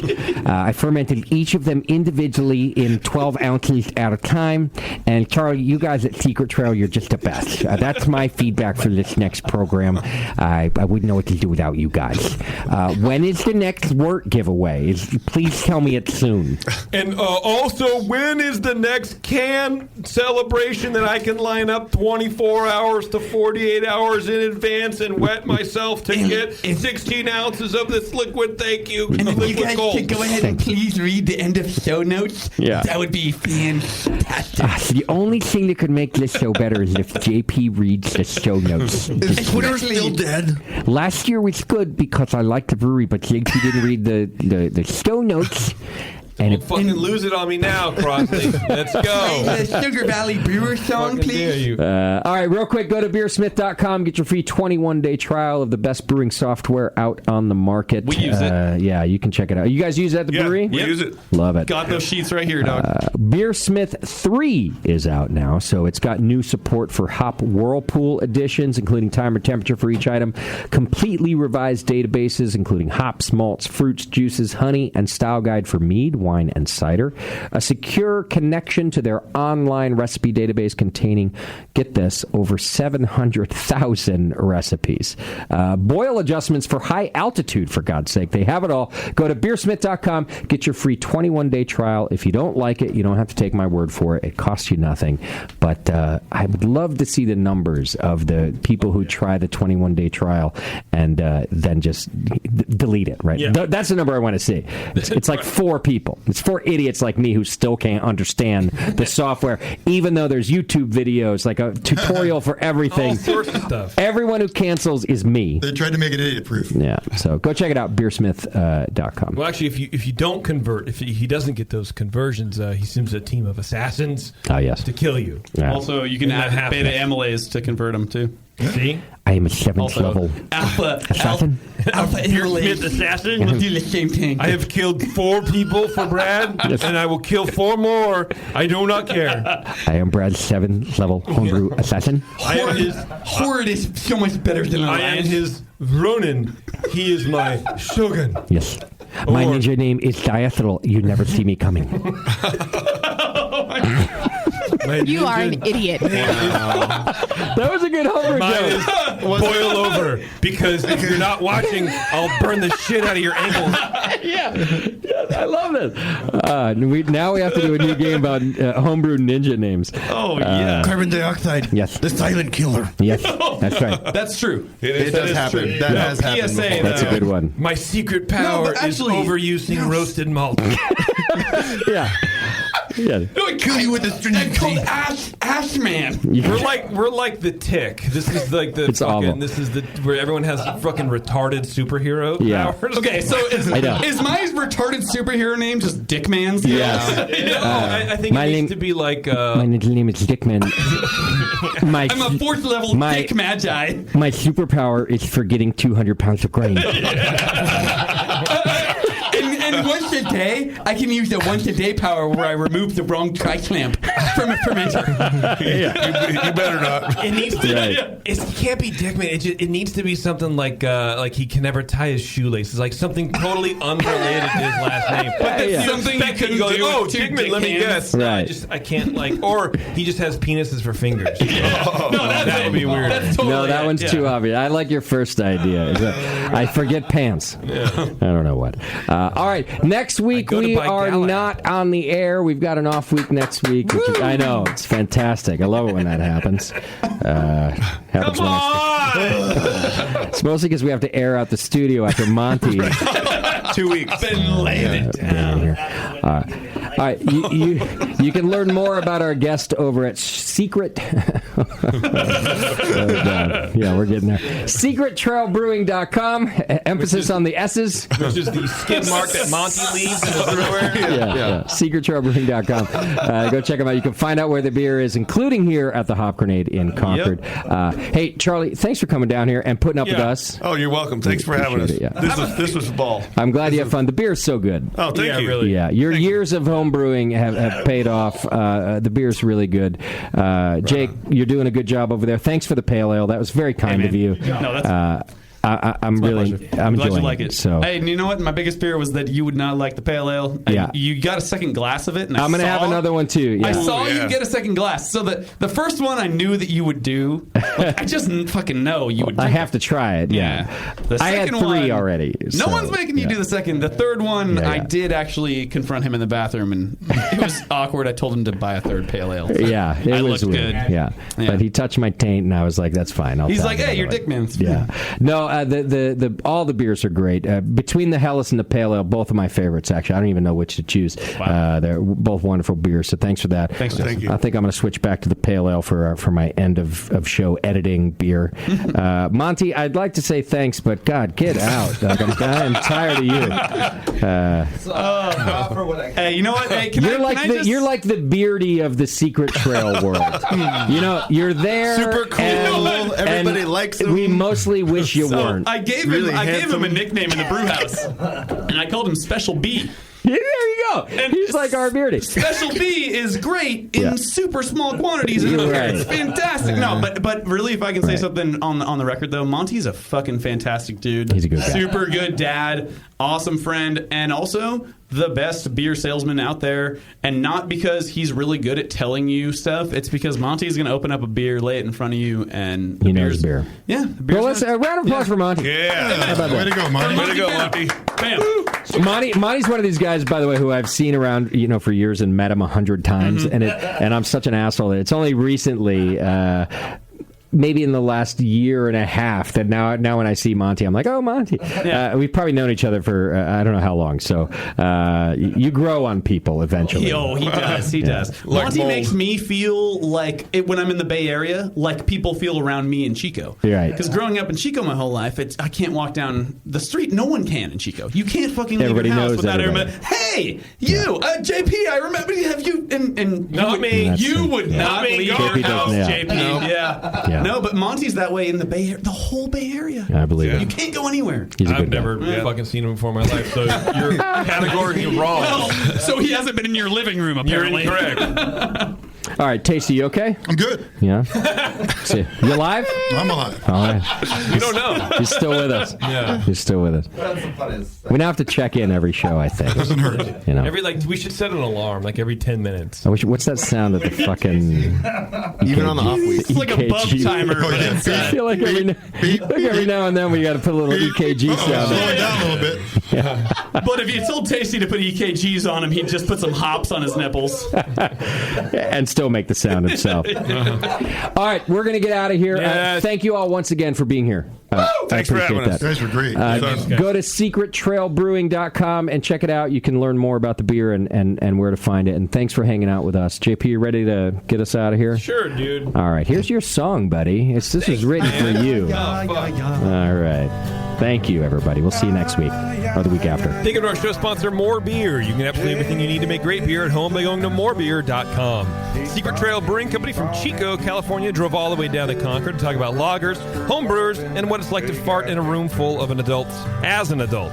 Find out more at secrettrailbrewing.com. If you can't get enough of JP Bevo and you like Disneyland, then go over to earsuppodcast.com and listen to everybody talk about Disneyland, because that's the best thing in life, is to spend money at Disneyland. Get on Twitter for some good beer insight and homebrew info. Follow Nate Smith at Nathan Homebrew, Mike McDowell at Tasty McD.